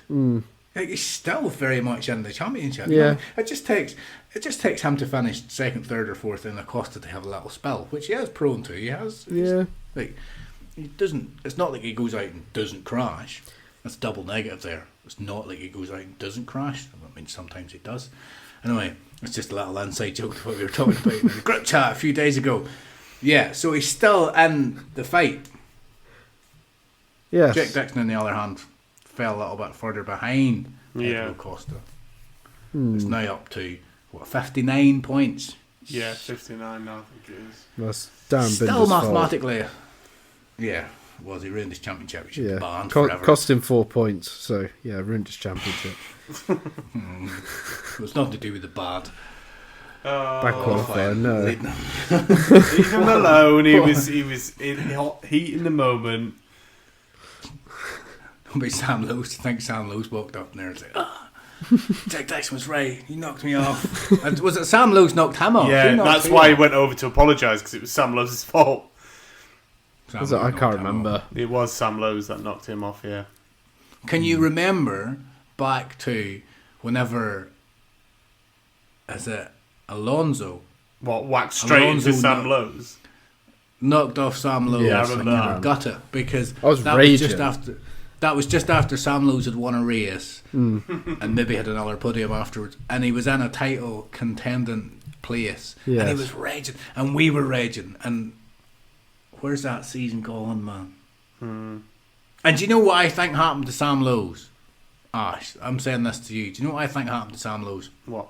He was in Moto 2 years ago, and he was doing well, and he could have won a race. I think he was on the speed up team, and he could have won a championship, and the opportunity came and knocking to go to MotoGP, and he went to MotoGP, and there was other British riders in there as well. There was a plethora of British riders at the time. There was who was the guy who does a lot of testing now? I can't mind his name. Sorry, I can't mind his- Smith. Yes, Is it Brad Smith? Bradley Smith. Bradley Smith. Carl Crutchlow was in there. Scott Redding. And Scott Redding and Sam Lowe was in there. Plethora of British riders. In my opinion, Sam Lowe should have stayed in Moto 2 because he was a title contender before he went to MotoGP. And he came back to Moto 2 and proved in every now and again that he's still got waste. He can still win a race. I know MotoGP comes a knock and it'll be hard to say no. I think he should have stayed in Moto 2, and I think Jack Dixon should I stay knew in you were Moto going to 2. say that. Yeah, I do Well, as that's well. why I was talking to you guys. And you got all these pundits, they're talking, and they're creaming their pants that Jack Dixon might go to MotoGP. Oh, finally we'll get a British rider in MotoGP. Stop being so selfish. Stop welling them into MotoGP when you should be telling them. In my opinion, you should be telling them stay in Moto 2 and win a championship, mate. I agree. Get to MotoGP Do you know and why- get paid, yeah, boy. Do you know why I think we say anyway so much? If you listen to the BT Sports commentary, they digress quite a lot, and then they always go anyway. And then go into what they're talking about. And I noticed that. I was like, they say it. That's probably why we say it so much. Yes. Maybe. But Right, so just moving- going back to right, money. so moving on. No. Just going back to what you said about money. I read a thing with You read a thing. Danny Kent. Apparently, Oh, he yeah. had an opportunity to go straight from Moto 3 to MotoGP, but he turned it down because he was offered more money in Moto 2. Now, I don't know if this is true. It's what I read online. But apparently that's why he went to Moto2 and not MotoGP. Because he was offered more money in Moto2 than MotoGP. And I was quite surprised at that. Maybe. But before he went in Moto3 and won the championship, he was in Moto2. Yes. And then he went back down to Moto3. Yes. And then won the championship. So maybe, even though there was money involved, maybe a part of him wanted to go into Moto2 and prove that he could do it. Possibly, yes. But my thing, and more money. Back on that, yeah, more money and money. In my opinion, he probably should have went in MotoGP because he had already done Moto2. Yes. You know what I mean? Yes. Oh, look at him now. You know, I think it was a Pramac ride as well. Looking back on it now, do you think he would have done anything in MotoGP? probably not. I don't know. You don't know what he's capable Apparently, of. apparently, even though they're different sizes, Moto3s can be more comparable to MotoGP bikes because the Moto2've got a lot more electronics or something. Yeah, I heard That's something right. about that, yeah. Yeah. Apparently Moto3 bike's closer to a MotoGP bike than a Moto2. Because of the electronics and stuff or whatever. Something like that, yeah. Just the way you're talking money. Have you ever seen Storage Wars where the guy just Yeah. goes, money? Money. rather than putting his hand up and going to bed, he's just, money. That's funny. I love watching shit like that. Storage Wars, man. Or did you ever watch the one that's how stuff's made? And you just sit there and it just shows you this production line of how they make glass bottles and stuff. And it's like, this is totally made for stoners. I watched one about how to make welly boots, and it was just an hour-long show of how they make welly boots, man. And it was just, I was sitting there and I was like, this is for people that are completely begged off their face. Can't be bothered changing the channel. And I just sat there watching it. So what does that say about me? Welcome to the Big Bad Digressing Show. Oh, I like talking shit. I know you do. Yeah. So what were we talking about? Moto2? We're just Well, I talking think we about finished money. in Moto2, haven't we? Oh, yeah, we were talking about Danny Kent and his Moto3, Moto2, MotoGP opportunities and stuff, yeah. And now he's in British Superbikes. So it worked out well. Yeah, partly there's a... If the commentators and stuff are to be believed, there's a lot of teams looking at Danny Kent. Yeah. Because he's running his own team, so it's like, if he had the financial backing and a decent team behind him, what could he do? Well, they say it's his own team, but I think it's his sponsor's team, really. But he's running it. He's... And riding in it. I think... Or is he so. just the face? I don't really know, but I think it's more his sponsor that's put the team together rather than him. Maybe you should ask your So- contact in the paddock, Chippy. But I think, Well, I think if an opportunity comes from a big team, he'll be moving. I think that would be good, though. I do. I think it'd be good for him. How many legitimate world champions are in British Superbikes? Yeah. I'm waiting. Danny Kent. Yeah. Did Leon Haslam not win a championship in World Superbikes? Did he win World Supersport or? Did he He not never win won Worlds? Worlds. No, I Who never am I won thinking? World Worlds. Superbikes. Who am no. I thinking of? You're thinking of Tom Sykes. That's what I'm thinking of. Tom yes. Sykes won a Worlds. And he came very close one other year as well. Yeah. Never World Max class Biaggi is beat Tom him by Sykes. half a point, I think. Should we talk about the Moto3? Yes. Yes. we You should. look like Tom Sykes as well. You know, if you ate too much with your bald head and beard. You've got that Tom Sykes look about you. Except he's got one of them skinny bike rider boards, Yes, I've got. which I a could dad understand today. I was out riding today for about 4 hours. I'm a real biker now on but on an XJ6, and the sweat that was bucketing off me. I took my jacket off and I was absolutely drenched. It was absolutely soaking. board. Moist. My boxers looked like a lady that was having a good time. I was wet this right. Fuck's sake. Right. Edit that. No, I'm not. Right, Moto3. I'll get into the Moto3 then. In the Moto3 race, Holgado, Vieje, and It's Via. Fire. Fire. Sorry. I'll start again. In the Moto3 race, Holgado, Via, and Onshu are leading the pack, with Alonso and Messia close behind.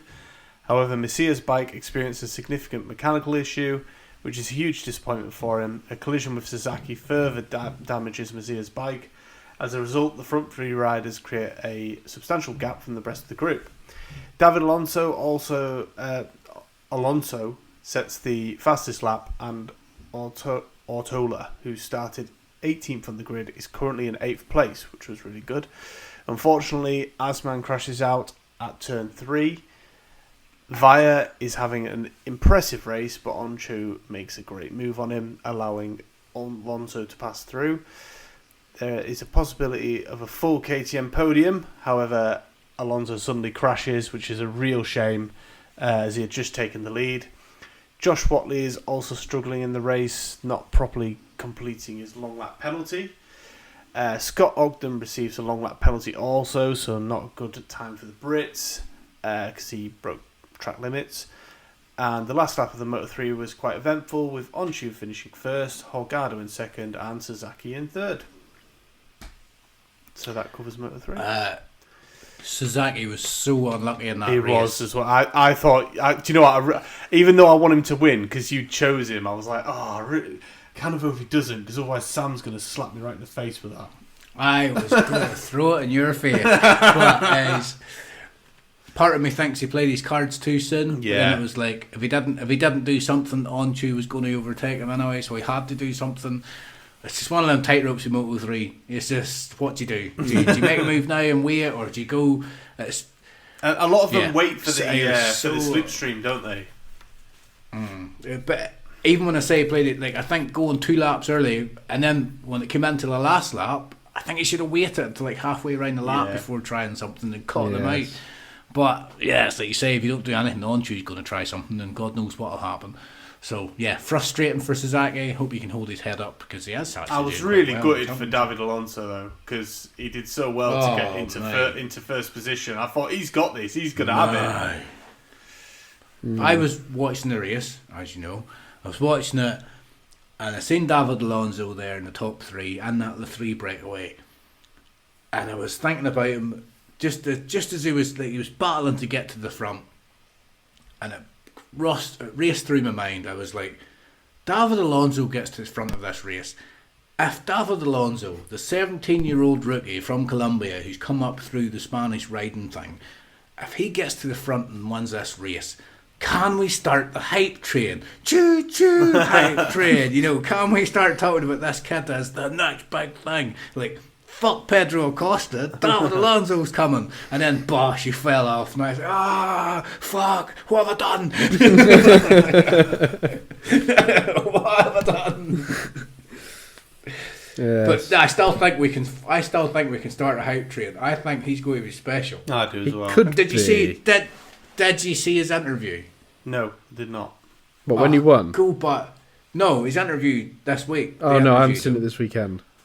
Go back and watch his interview. He seems like such a nice lad. He seems so down to earth. He seems so grounded even now at 17. He had a massive smile on his face the whole time. He's got a He just huge looked- smile. He just looked a pleasure to be around. You know what I Yes. mean? Most 17-year-olds are just little cunts, but he just seemed a real pleasure to be around. Sorry I said that. I had to come eventually. There's always one or two in the show. But yeah, It looked like, I think it was Neil Hodgson. Well done. Hodgins. I think it was Neil Hodgson that interviewed him, and he even said himself how much of a pleasure it was to talk to him, because he was so happy. And his interview came across really well. Like, I really enjoyed it. I really want him to go places. He's my new favourite Do person. you think Yes. Jake Dixon could have taken some pointers from him? Yeah, don't get up and be a knob when you crash.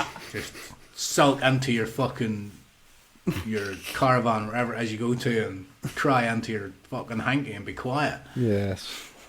Ban him! That'll be the talking point all season. Ban him! String him up by his fucking balls and hang him. Oh dear. Yes. Anyway, Sasaki's second in the championship. He is, quick math, 26 points behind Holgado. So not doing too bad. No. No, that's pretty good actually. I thought Holgado was further ahead than that. I was quite 26 gutted for Colin Via because he nearly got his first ever podium. That would have been really nice. he got out into first position at one point, didn't he? Yeah, laps. and considering the start of the season, he was not near the back, but he was. But yeah, he was. He was around 20th place most of the. Yeah, First he's few another races. rookie. He's another rookie that I'd imagine he's looking at Alonso now, thinking, "Arr, Yes. that could be me." Yes. I was really hoping angry that Irishman. Moto 3. I was really hoping that Moto 3 was going to be a complete KTM podium.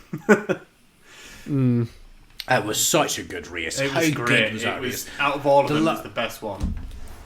The last couple of laps, I messaged you, Chippy. I was like, "This is fucking tense." The last Yes. couple of laps, I was like, I couldn't even sit in my seat. Like it was up, and I was like, I wasn't even edging my seat. Like I was just up, and I was like, "Come on!" Like I was going for Sasaki. I really wanted him to win. I really wanted to rub on Ash's face. Like, I picked Sasaki. There we go. Yes. And I was like, "Oh, come on!" And then Onchu won, and I wanted Sasaki to win that much that for just a brief second, I was like, "Fucking Onchu," and then I realised I was like, "Oh, you know what? Onchu deserves a win too." Yeah. He's trying so hard.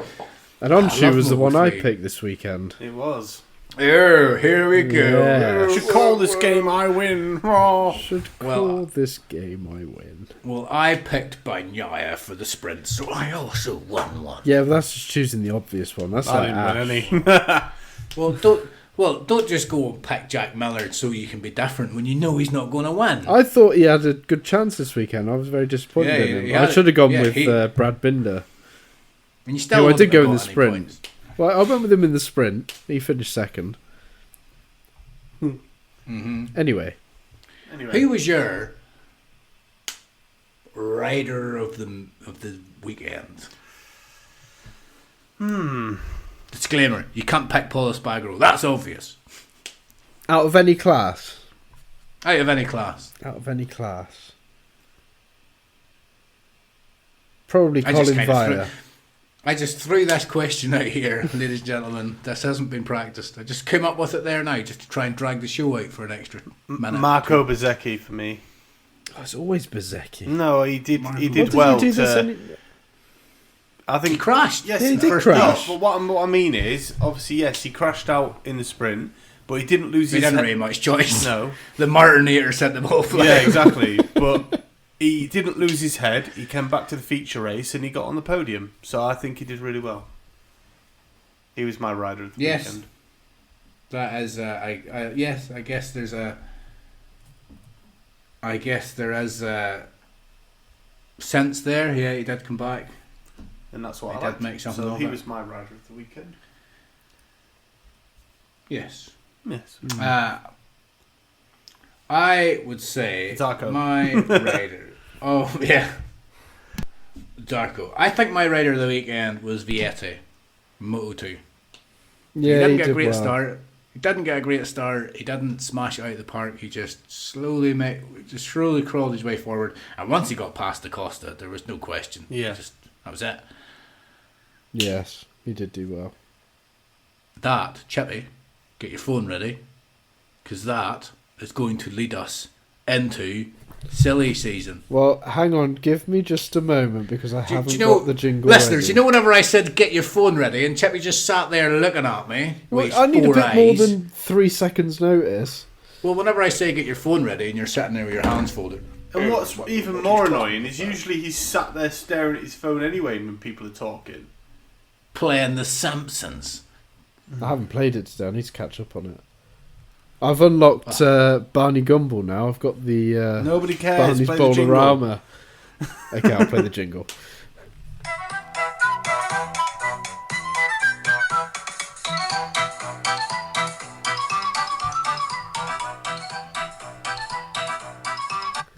Did you still not hear that? Nobody can hear it. We Nobody- just You dance. say We this just- every single time. we Can just you not hear pretend that? Can you not dance. hear that? No, we can't hear the over 15 times you did it. I don't know why it doesn't pick up on Discord, but it does on Audacity. Is that what you do when you're with your wife? Can you feel it? Is it in yet? Are you sure you can't feel it? Ow! Jesus! Jaggy. Anyway, Right, this is silly season, ladies and gentlemen, where we get a little bit silly. Actually, silly season's getting a little less silly season and a little bit more wrapping things up season. Is that Yeah. true? Could we say that? I know that by the lack of text Yes. on the document. I put this down for silly season. Well, to be fair, in my notes, I had pretty much exactly the same. Yeah, pretty much the same stuff, yeah. Do you just want to do it in order, or? Yeah. Well, they all kind of roll into each other anyway. So the first one is The Pramac seat. the Primax seat. The empty As Pramac seat. Or if I have called it, I've gone for a little bit of alliteration using my English language skills, and I have called it the Ducati Dilemma. Do do do do. That's the X-Files. But anyway, there you go. Is that the X-Files? No, it's Twilight Zone. Fucking hell. Come inside my head, that's the Twilight Zone, let me tell you. Oh, I'd finished my Mod 1 today, right? And I had to pick a few bits up, but it was right beside a Lidl. So I went into a Lidl, and I never went to Lidl. Walking around supermarkets that you never go into, you don't know where. Lidl, not Lidl. Lidl. But do the Germans call it Lidl? The Germans do pronounce it Lidl. Yeah, and it's fucking Lidl because it's German. There you go. Get the fuck. Anyway, You don't say Porsche, do you? You just say Porsche. I say Porsche. I don't know what I that's say. just Now I'm thinking about it. I don't know if I've got any this sort is of a real bias digress. coming Get back into it. Anyway, so I was running around Lidl, and I was, you know what I'm like when I get hyper. I just found out I passed my Mod 1. I had drunk a Red Bull, and I was fizz popping the whole way around that shop, man. I was going absolutely crazy. And then I came to the counter. No, I was in the wine section doing my posh old man. I was like, what sort of wine am I going to drink tonight? Now I'm by myself in a supermarket talking out loud like this. People are walking by me like my head's cut.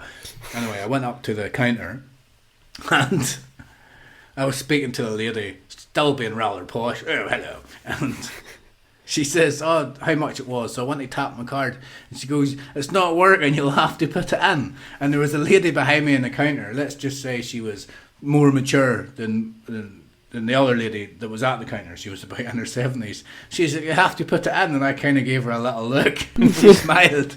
I think that's funny. And I put my card in, and she goes, no, it's not working, you don't put it in like that. And I goes, that's what she said. the wee old lady laughed. She laughed at me, but the lady behind the counter that was serving the till just was like, fuck off. She's probably heard it 1,000 times. But I was fizz popping around that shop, man. I was off my tits, just with adrenaline. You know what I'm like when I get hyper. Yeah, she sent us voice notes the other day. Yeah, so, yeah.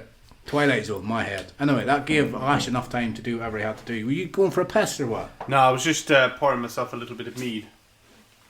Oh, yes. I'm saying that I've got a beer I could drink, yes. Right. Start talking about the Ducati dilemma. Blah, blah, blah, blah, blah, blah. Well, obviously we've got the Pramac seat that's been vacated by Zarco now. About time. Yes. So we're thinking Bezzecchi to Pramac. I like Bezzecchi where he is. I do, but he'd get a better bike on the. Although saying that, no, I think he's getting a factory supported bike any next year at VR46. I want him to stay at VR46. You only want him to stay because he looks like Rossi and is on a VR46 bike. And he's still getting mentored. You're holding on by to Rossi. I am, because yeah, but so's a lot of the riders. Rossi's moulded himself a new Rossi, and he's really good. Yeah, but really, he's moulded Bagnaia, who's even better. Oh, no, but I don't know. You've got Bagnaia, you've got Bezzecchi, you've got Marini, Vietti. I'm sure there's more that I can't think of that I've missed. Morbidelli. They're all little mini Rossis. I know, but Bezzecchi's just, I don't know, there's something about him that I really, really like. Apart from a haircut, Bezzecchi doesn't hold a candle to Valentino Rossi. He'd have won about 3 championships by now if he did. Yeah. So you can't say he's moulded a little mini Rossi. That's Bagnaia. Yes, I agree. Bagnaia is, if anybody, the next mini Rossi. I don't know. I think it's something I touched on earlier. Like, even though Pramac Ducati's got the factory bikes, from outside looking in, it kind of feels like VR46 is the factory team. But it is the Valentino Rossi effect, and it's got a little bit of hype. Perhaps with Zarco going, the next person that comes to Pramac Ducati, they maybe come there knowing you're not getting a factory bike. We're taking that factory bike and giving it to VR46 for Bezzecchi. You know that's walking in. I don't know. It seems funny that they would have one factory bike in Pramac and one factory bike in VR46. Yeah. Is It's a bit there weird. anybody else other than Bezzecchi we could see going on to the Pramac then? I think Bezzecchi goes to Pramac. Yeah. Morbidelli goes to VR46. Yeah, I can see that. Because I think It probably makes more sense. I think if you're Ducati, are you going to take a struggling rider and a struggling bike, because he has struggling at the minute, and put him on your factory ride? Probably or are you going not. to take a proven Ducati rider and promote him and give him the factory ride? Like Chippy was saying, VR46 are getting the factory bike anyway, aren't they? Are they? I thought Well, I Ducati think it's said they're not. Bezzecchi. I think Bezzecchi said he wants a factory bike. No, Bezzecchi said he wants a factory bike, and I think Ducati gave him the ultimatum. If you want a factory bike, you have to go to Pramac. Maybe. But if you want the love and support of your team that you've got, you have to stay at VR46. The Which choice I think is yours. I think that's why that would suit Morbidelli better, with more sort of guidance But from but Rossi or whatever. I think Ducati have basically said they're not putting five factory bikes on the grid. Not until what's his face turns up. Yes. So that's those two. Well, the Pramac. What we think is going to happen at Pramac. Grassini. Obviously, there's a few more names this week been sort of ruled out of that. With Zarco going to LCR. Apparently, Arbolino staying in Moto2. Apparently so. Yeah, apparently so. So that kind of They only come out and leaves Marquez, Jake Dixon, and Sam. You've put Vietti. I hadn't heard that one. Well, I'd not heard it, but they just mentioned it on the commentary during the Moto2. Vietti started coming through the pile, and one of the commentators said that there's whispers that Vietti might be the one they want to move up. And I'm not saying it's because he's Italian, but he's Italian. And to be honest, it's not that he doesn't deserve a ride. In my humble opinion, I don't think he deserves it any more or any less than Jake Dixon. You know what I mean? Yeah. It's like who deserves it more? I couldn't say who. So if it comes down to that for Ducati, they might think, well, we could probably work better with Vietti because he speaks the lingo, he speaks the language. Yeah. Oh my god. Chippy's getting attacked by a dog. His own dog, folks. Yeah. Getting attacked by his own dog. This look. So Chippy's Say now hello. I talk to my dog as well. I think everybody does. Say hello to Arthur. Hello, Arthur. Say hello, boy. I don't really talk. I just constantly tell my dog off all Well, the I time. know you do. We know you do. We've seen it. Arthur, He we could just do with swapping annoys places, me. really, boy. Get that dog out of the way. We're trying to do a podcast. Yeah, go on, get rid of him now. Anyway, I'm distracted now. Right. Let's just You fuck go off. over there. You go lie down by my legs. Go on then. Where did we get to? So my dog. So we're talking dogs now. My dog does this thing where he walks into the middle of the room and he just stands and stares at My me. dog does and I'm the like, same what thing. the? And I'm like, what the fuck are you staring at, dog? And he just stands there and stares at you. And I'm like, fuck off! Stop staring at me. Go lie down or something. Well, he's got Def's, his own little toy Def box. stood behind you. It's just Def stood behind you, and dogs can see that. Just walk around in a circle and lie down, or go and lie down, or go sit by the door. Don't just stand there and look at me. That's why I tell him off. I'm like, don't just stand there and look at me. It's fucking weird. Apparently, it's to Right. if your dog does that, it's because they love you. Well, I'm not surprised he loves me, but it still pisses me off. I'm surprised My he kids loves did that too. If my kids did that, I would be like, stop fucking staring at me. You look like a horror movie. One of them little horror movies where kids just stare at you and then next thing you know they slit your throat. You're all dressed in white, got red eyes, and they're running through fields of crops or something. Crops of fields, should I say. Not field of crops. Crops of field? I don't know. Let's stop talking shit. Yes. Ash, no, not Ash. Chippy, you started this with your fucking crap dog. Vietti's It's his Vietti go to birthday soon. Gracini. Yeah. Leave him alone. My dog's birthday is Christmas Eve, apparently. So it just gets overshadowed by Christmas because he's usually in the kennel somewhere while we're away Let's celebrating. shut up about dogs. Get back to the bikes. Arthur was born a day before we got married.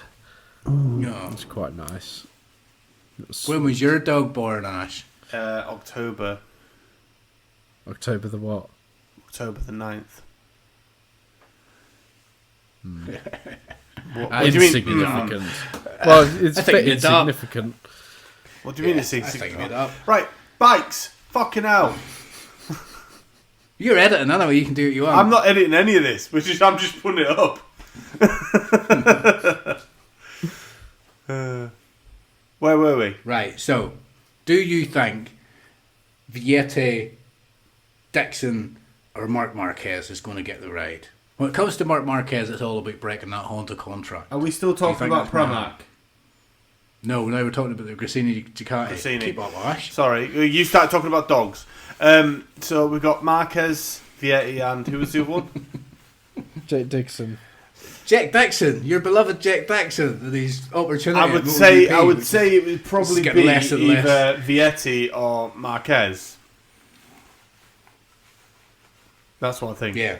One of them two. It's not going to be Jake Dixon, I don't think. I would like it to be, but it won't be. Why do you want them in MotoGP so much? I'm We not talk doing about this the again. same shit I'm not every doing week. this again. No, people, if you want to listen to this shite, go to the last podcast and hit like and subscribe while you're there, please. Right, yes, we have done that to death. Okay, I agree. Should just mention that Arbolino staying in Moto 2 with Mark VDS. Is it Salvador that's going to be his teammate and Mark VDS? Who? Salvador. Salvador. I keep calling him Salvador. I call him There's no L in Salvador his as name. well. But there's no L in his name. Let me find out who it is. Salvador. Salvador. Salvador. Well, it's not Savadori, is it? The one. Salvadori. He's It a might Aprilia be. test rider. He I'm wouldn't sure move he's to called Moto2. Salvador. Oh, God. There is a Salvador, but isn't he in Moto 3 and isn't he terrible? Maybe it's not Salvador. I don't think it's Salvador. Who is it? Is it? No, sorry. Philip Salak. Is it Philip Salak? Oh, Salak, yes. Yeah, that makes more Salak, sense. Yeah, not Salvador. Why did I have Salvador in my head? I did as well. Why did I have that in my head? I forget. Anyway, forget about that. Yes, Philip Salak, whatever his name is. Philip. Yes. Old Philip. He's a Philip good Phil. young rider, he is. Yeah, He'll do well. Good old Phil. Good old Phil Yeah, Salvador.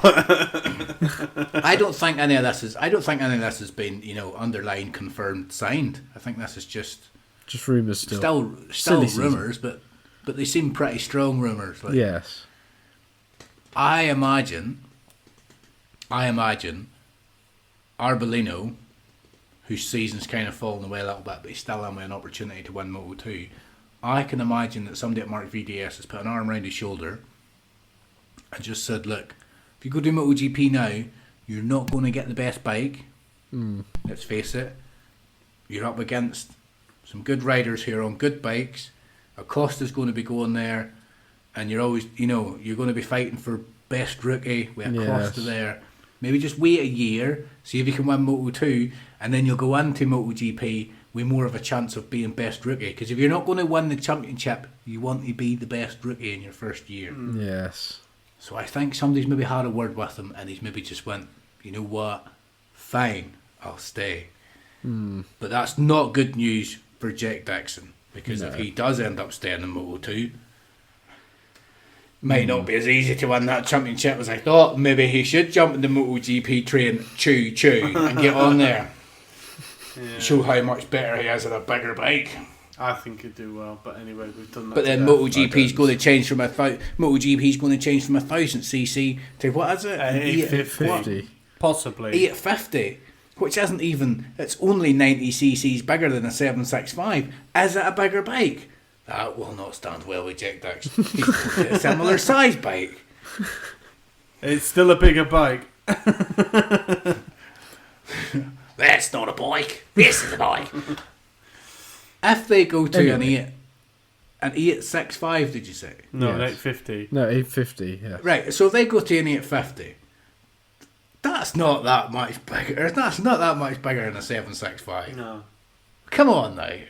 Oh, I'm a Moto 2, but it's almost a MotoGP.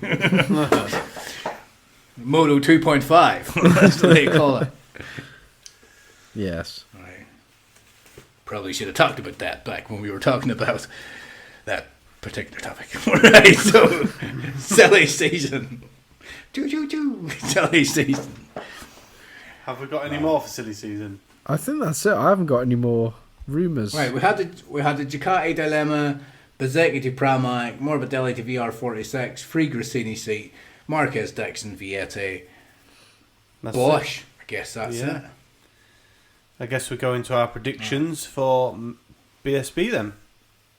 We don't really have much else for silly season or No. anything to do with MotoGP. Right, so somebody want to take the lead in what's happening next weekend? Chippy, BSB is your Brit- area of expertise. Well, it's British Superbikes at Cadwell. I was going to be going obviously- to it, but obviously I changed my mind and went to Alton Park instead. That's Chippy taking the lead. It's British Superbikes at Caldwell. Great. So, Don't elaborate. yeah, Don't elaborate I on tell you what else there is with to the- say. Well, with the BSB, aren't they doing that whole thing where they They qualify are. one at a time They are, yes. They're doing that funky qualifying. with the sound Thing. with the music? Yes. Which I'm quite looking forward to. But that has Can I just say, possibly Charlie hampered Nesbitt's one of my- choice of song is so weird. Why? Have you actually listened to the song? Wurzels. Yes. I can't remember which one it is. I'm It's sure so- I've heard it, I just can't it's remember it. so weird. Like, I would never have picked that ever in a million years for my riding around song. Have they confirmed what songs they're having yet? It's probably going to be the exact same as the ones that we're going to have before. I would imagine it's the exact same. I'd So imagine they picked him disappointing. and that was it. Just change it. It's probably Is just it easier I for got a the brand new organising. combine? Yeah, I think it's that one. I would. No, I would that's say Tommy it's a- Bridewell. All right, I would say it's a lot to do with rights, what rights they've got, and once they pick the song and they know what rights they've got and what they can play, they probably can't be arsed going through all that again. It's like that's the Maybe. song you picked, that's the song you're keeping. Yes, maybe. Anyway, the predictions Right, for the sprint Who's going race first? or race one. I'm calling it race one because it'll not be a sprint. It'll be like 3 laps less than the feature races. Yes. So that's not a sprint, which is good because it's more racing, but it's not a sprint. Don't call it a sprint. Race one, the sprint. Right, so I have gone for, because nobody else seems to want to say, I have gone for Tommy Bridewell for the win. Well, yeah, that's pretty standard, isn't it, Bradwell? It's a very safe I've bet. gone- Well, I've looked through who did well last year, and correct me if I'm wrong, Bridewell was on a Ducati last year. Yes. Perhaps under a different livery, but it was Moto still Ducati. Rapido, yes. So he's still on a Ducati, and most of the riders that bettered him last year at Caldwell Park have thus moved on Yes. to bigger and arguably not, better things. So Yes. with that power of reduction, I didn't use that phrase right, but anyway, I have come to the prediction that Bridewell is going to win. Bridewell, Sid. yeah, he always goes well round there. Yes. He's Who have very you good at picked? that track. Young Ashley. I've picked The up north biker. Leon Aslam. We're I'd like to see that happen. We're still hoping that Aslam wins a race, and I just have this feeling he's going to do well. So I want to see him win one. Right. So I'm going to keep sort of chucking him in there for like a win, so that at least when he does win, I can go, yeah, I picked the one that he won on. Right. That's it. Yes.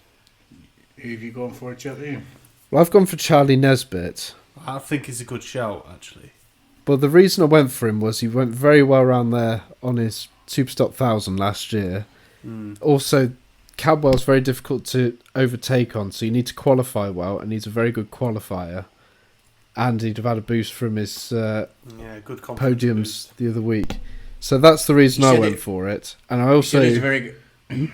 Sorry. No, I was just going to say, I'm sure that's not the reason why Ash picked it next, but... Why'd you give away people's predictions? Sorry, well, edit that bit out. Edit that bit out, Ash. No, I'm not. He's not adding anything. He's just lining them up. You say he's good at qualifying, but remember they're doing a different type of qualifying. Well, that's when Ash just reminded me that that's the other qualifying session. I'm thinking, is that going to affect him? I think he'll qualify better on his own. Well, the thing is, he didn't actually get into Q2 last time they did that qualifying, so we didn't see how he does on his own when they did it at Donington. So, be interesting to see. This is a slight digress. I apologise. Oh, for God's sake. I went to school, high school, not primary school. I went to high school, year 8 and above, with a young lad called Nesbitt. And it was the first time I met a guy with a surname called Nesbitt. And up until that point, the only person called Nesbitt I knew was Rab C. Nesbitt. So every time I love hear Rab C. Nesbitt. Every time I hear the name Nesbitt, I immediately think Rab C. Nesbitt. I will tell you this. I will tell you this. I still do it. I still see the name Nesbitt and I think of a drunken fat Scottish man in a singlet. Do you know what I think with Nesbitt? Do you remember, do you ever watch Toy Story? Yes, we've all watched Toy Story, of course. When Buzz Lightyear, he's like, he's down and he's looking, he's having a tea party, and he's like, "My name is not Buzz, I am Mrs. Nesbitt." He's got like a little cup in his hand and a little hat on his head. He's missing an arm. That's what it reminds me of every time I hear Nesbitt. Anyway, Caldwell race 2 then. Yes. Sam. Else might go first. Oh. I have once again gone for Bridewell because you're boring. No, Bridewell wins. I'm predicting who I think is going to win the race. If Bridewell wins 1, Bridewell wins 2. Good shout, to be fair. I have gone with Charlie Nesbitt because Chippy picked him for the sprint. And like Chippy said before, I think he's going to be going off a really big high and a good confidence boost from the last race. So I think he's going to do well. Yes. What bikes generally do well around there? I'm gonna say probably more like the Japanese bikes because I mean there is a good straight down the back for the I say a bit of a straight which cordons off to a left-hand bend for the Ducatis, but it's a very technical track. So I think it's going to favour. What was Brad Ray on last year? Yamaha. What was Taron McKenzie on last year? Yamaha. Yamahas go well round there. Well, that's who, Chippy? Who's on a Yamaha? Jason Well, I picked Ryan Vickers. Is he on a Yamaha? He is on a Yamaha, but I picked Ryan Vickers. See what I did there? See how I segued that in? Oh, I'm so good. I should be a host of a podcast. Oh, wait, hold on. I think the Japanese bikes are going to do a lot better than I think the Ducatis. By the way, ladies and gentlemen, that segue was completely accidental. I can't take credit for that at all. I'll tell you who does go well round Caldwell, though, and I'd like to see it this weekend, is Peter Hickman. He usually goes well around there. He got a win last year, the year Josh before, Brooks. Josh Brooks Brooks goes well around there, does he not? Yeah, he but goes they're well. on BMWs. What's that going to be like? Well, Peter Hickman won on the BMW. Get up around.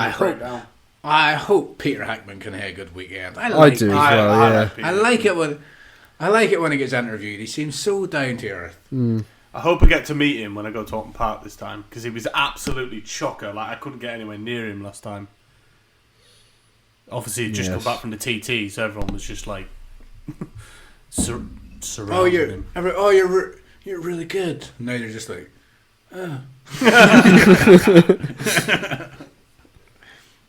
how quickly people forget. Yeah, so you've picked Ryan Vickers and Chippy. I think that's a good shout, actually. Yeah, he's done better than Kyle Ryde the last few weeks. He has actually, yeah. Kyle Ryde's sort of edged back a bit, hasn't he?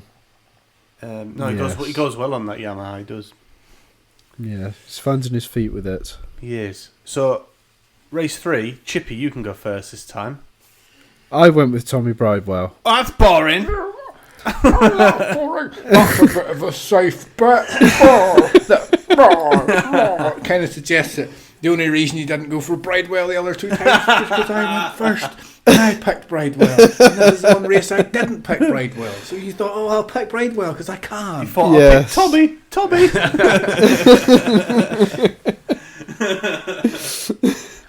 Who did you pick, Ash? I went with Max Cook. Because That is very bold. it's bold, but I think, like Charlie, he'll be coming off on a high. Mm. He did really well could last do. weekend, and you never know. You know, he was. What do you mean? Coming off on a high side? Or No, well, coming off on a high? yeah, all right, but he had a even though he had a bit of a wobble, he still had a good weekend, I think. Yeah, I'd love to Right. see him win. Yeah. Do you want my prediction or my digress first? I tell you what, your prediction is basically just like a mini Bridewell, so go for it. Well, I've went for Glenn Irwin. It's not necessarily because I think he will win. It's more that I want him to win. Yeah. So, Yeah. good. Well, I've got a little soft spot for Glenn Irwin. I like him. You know what I mean? I watched his dad race, road race, and I see him race, and I'm like, come on, I want you to... His dad, I'm pretty sure his old man was Alan Irwin, and Alan Irwin was one of my favourite riders when I was growing up. There was about 4 or 5 and the little bubble of favourite riders, and Alan Irwin was one of them. Anyway, my digress was... Did you hear what some of the commentators were saying about Johan Zarco? Just a little bit of tongue-in-cheek, just a little bit of fun. No, go Whenever on. they said that he's going to LCR Honda, one of the commentators says, "Well, at least he can backflip again." Whenever he excites the bike, a little bit cheeky, but it's true. Yes. Yes, I did hear that. Just when you said going off on the high, I was like, "That's right." They said Johan Zarco was going to backflip. Because I heard them say backflip, and I was like, do they think he's going to win a race? And they're like, when he high sides the bike. And I was like, oh shit. Fucking hell, that bike must be nasty to ride. Come on, that's... How can a bike be nasty like that? But there you go. Yes. But there you go. I still can't believe I went out on a ride today and a guy crashed. Oh, well. Dude, Did you tell him to really listen went- to the podcast? I'm sure he'll be loving the fact that you told everybody. And then he went and passed. I didn't know his name. I can't. He told me what his name was, but as usual, I wasn't listening. I was too busy talking about myself to listen to anybody else. You know, I'm like, it's all about me. Occasionally, I take time and listen to other people. Right. So that's our predictions for British Superbikes this week coming to Caldwell. If the show gets edited in time, you might get a chance to listen to it before Now- they take. Even though it's the bikes this coming weekend, I am going to quite a big bike event, so I won't be watching it live, just so you know. God, Right. what a surprise. Well, I will forgive you for that, because if you're going to a big bike event, that means you're going to have some content, Ash. Yes, there's going to be about 4,000 Going to- bikes, so it should be very, Yeah. very good. Going to have some content. It's nice to have some content Yes. outside. Chippy, come on. I've passed the Mod 1 test. Got to ride a Yamaha VJ6. Coming to think of it, I might struggle to watch it this weekend as well. 'cause- Oh, what's the reason? well, it's my wedding anniversary, actually. Oh, no, that's not good enough, Chippy. Not good enough. You need to watch the bikes. I'm sorry. And also, it's my dog's birthday, which is more important than the wedding anniversary. Sorry, but it's not good enough, Chippy. You got to watch it live. I've even booked it off work. I booked the dog's birthday What, off your, work. your dog's birthday off work? Yes. Do you let your What a dog loser. lick your balls during your birthday? During your birthday? It's like, no. It's like you're always sniffing them. Like every time I come downstairs in the morning, the first thing my dog does is sniff my balls. I'm like, do you want me to get them out? you want to give them a little lick or something? Right. Anyway, Follow me- should follow me we around get the into house, Sam's question before this digresses any further? Oh, do we have to? Yes. Do you know what? I Yes. actually quite like this. And Chippy, I'm a bit annoyed that you've... I'm not going to say, because I don't want to ruin it, but I'm a bit No, I've annoyed been- with your choices. I did think of this all day, and those two, I'm sorry, but they are who I'd want. Yeah, well... Right, yeah. so here is a question I asked. So I have given the classic stuck in a lift scenario. But it's a stuck in a lift scenario with motorbike riders. Not just motorbike riders. I said people from motorcycle racing history. So it doesn't have to be riders. It could have been team managers or whatever. But most team managers are like riders. But anyway. Classic stuck in a lift scenario. You're stuck in a lift and you can pick 3 people from motorcycle racing history. Now, ladies and gentlemen, you can play along with us at home. You can send us emails and let us know who you would like to be stuck in the lift with and why. We're going to explain who we would pick for the lift. Right, so you're in a lift, 3 people from motorcycle history. You can be stuck with them. Who is it? Would you like me to go first? Or would one of you two like to go I first? would like to go first, if that's all right.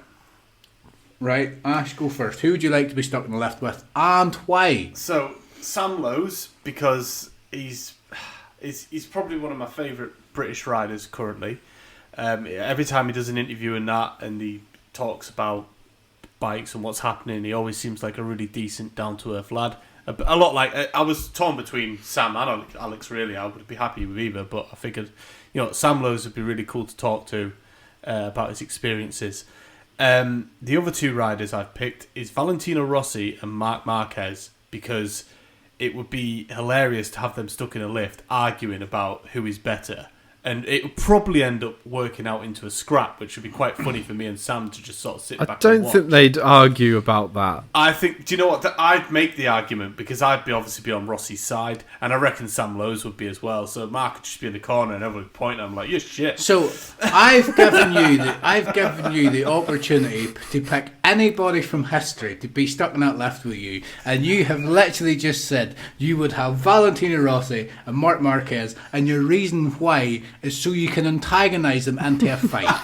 That's what you have just said. That just shows a lot do you know about what? your character. Not just that. Also, That's literally what you just said. It would be You nice. just said I would clarify from both of them. They're not going to clarify. That's like putting two. Yeah. That's like putting Tyson Fury up against Mike Tyson. They're never going to clarify who was better. Yeah, but it'd just be good to see them sort of. What are they going to do? Now. Get their little clown push bikes out and ride around in circles around the fucking left to see who can ride. That would be brilliant. I reckon me and Sam Lowes would be sat in the corner pissing ourselves watching that. Yeah, that's who I pick. But Sam Lowes doesn't get to say whether he's any better than them or not. He just has to accept. Chippy. Yeah.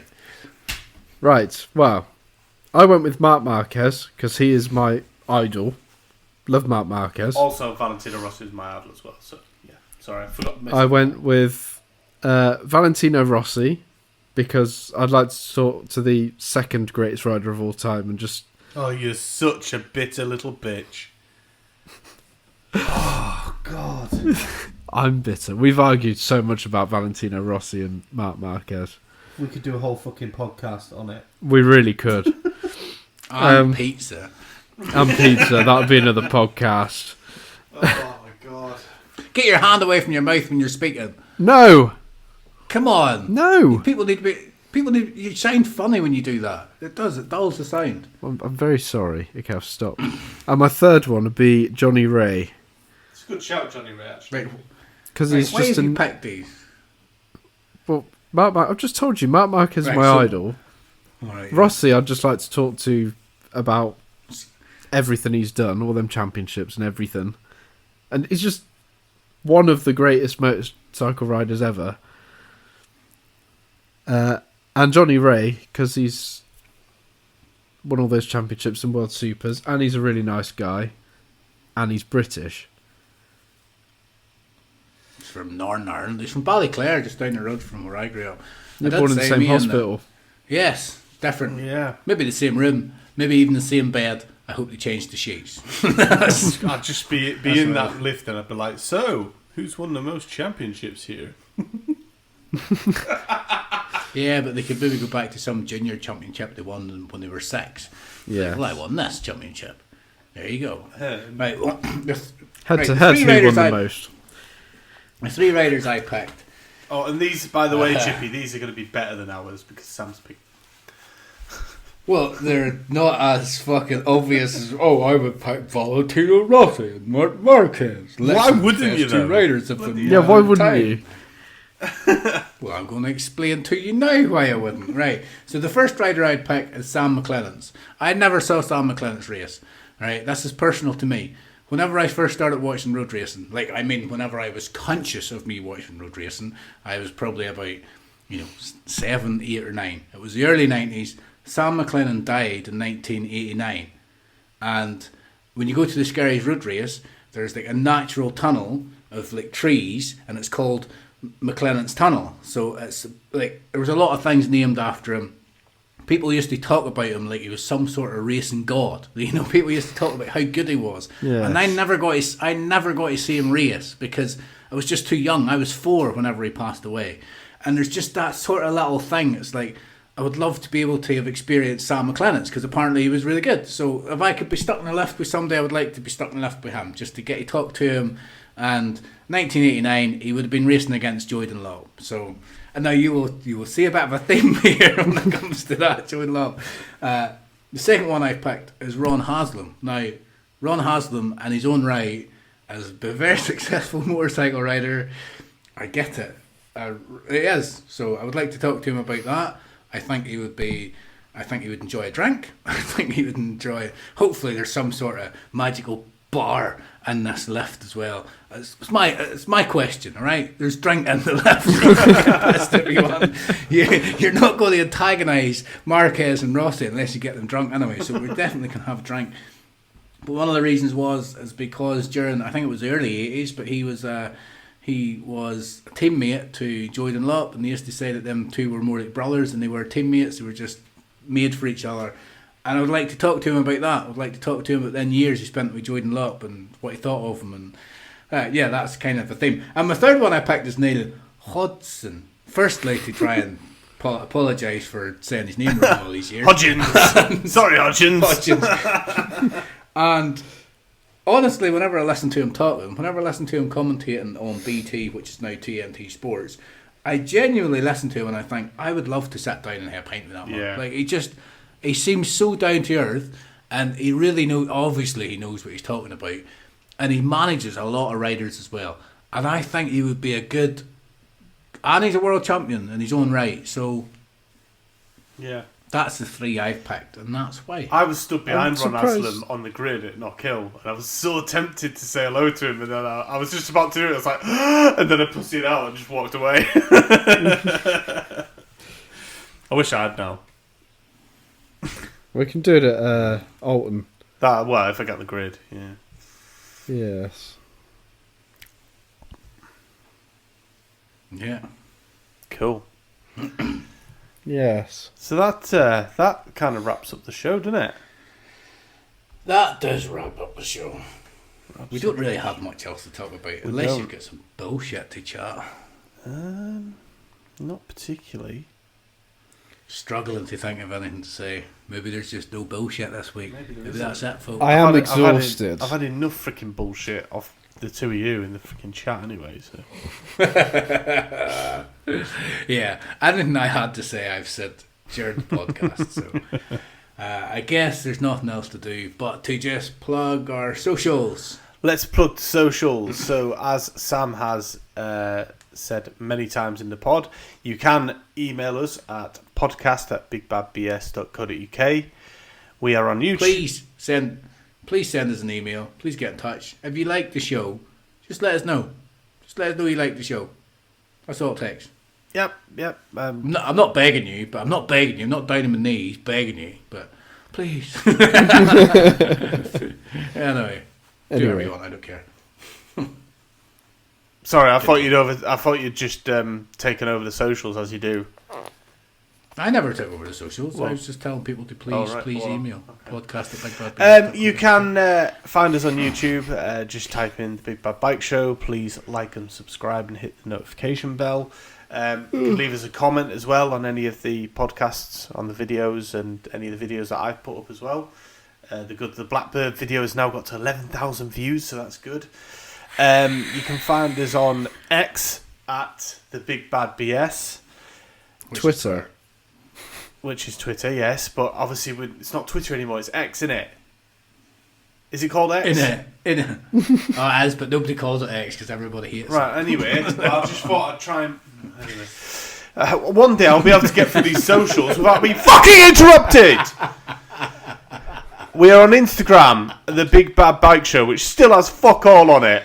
We can find us the on Instagram person. No, I'm not, because you two bitched about it, made an account, and now you fuck all with it.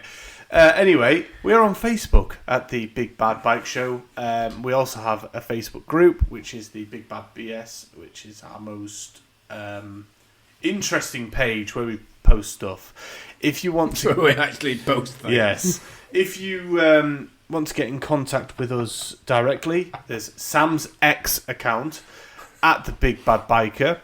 I am on Instagram, the Up North Biker, and Chippy is on X also at MotoGP. We're on Threads with the exact same name. Yes, we are. Yes. But do you know what? It's failed. I don't know. Elon Musk has come out with this idea that he's going to ban Elon blogs. Musk is an absolute knobhead. But if he's come out, he says he's going to ban the opportunity to block people, which I think goes against Apple and Google's fucking privacy policy, whatever. Yeah. But he says he's going to come out and ban people from blogging. And I've heard a few people, when I say a few people, I don't mean Joe Soap down the road. I mean podcasters and journalists and stuff who I follow, and they've basically said that if that does happen, they're going to stop using it because. What's the point? If you can't ban knobheads that you don't want to follow you from following you, why would you use it? Yes. Yeah, I guess so. But that's just a little bit of bullshit. Yes. Speaking of socials, I said this to you. If anybody's still listening, we will wrap this up very soon. They're not listening, but go on. If anybody had listened, I've had an idea for a stream. I'm going to make it public. It's not going to happen just yet. It's just an idea. I want to get some feedback from people to see if they think it's a good idea or if they would actually listen. Nobody's going to do it. No, I know, but I would say it anyway. So I will hopefully soon pass my test. When I pass my test, I'm going to buy a much more significant bike. But I've got the YBR, and I was thinking, if I can get a garage, which I believe I can, I was thinking that in the new year I could stream me pulling the bike apart and putting it back together again. Now Ash laughs because he knows that I know absolutely nothing about motorbikes. But I come from a family. When I say family, I mean a wider family. There's cousins and stuff of mine who are absolutely nails when it comes to pulling bikes apart and putting them together. It's something I've always wanted to be able to do. So I was thinking about I could just stream, and whoever's watching it, they could either just laugh at me or they can help me out one way or another. But let me know what you think. Do you think that's a good idea? If you'd watch that, if you'd like to get involved with that, send us an email, podcast@bigbadbs.co.uk, and that's something I can tackle in the new year and see if I can successfully pull a bike apart and put it back together. But I need your feedback. So I'll give you some feedback. Why don't you just sell it? Sell it before you take it apart in bits, and it's worth nothing when you lose loads of bits. Yeah, but if I take it apart and it's worth nothing, who cares? You know, how much is it worth? About £1,000. But I'm not taking it apart. I care just about for shits and £1,000. I know, but it's a labour of love. It's something I've always wanted to do. Because you're not going to be able to put it back together, and then you're going to be fucked. You don't know that. I do know that. You'll get annoyed with it and throw the engine. I can see it now. You'll shot put it. The whole engine. Yeah. Who am I? Fucking incredible Hulk. It's only a 125 engine. It's not like it's a 1,000cc lump.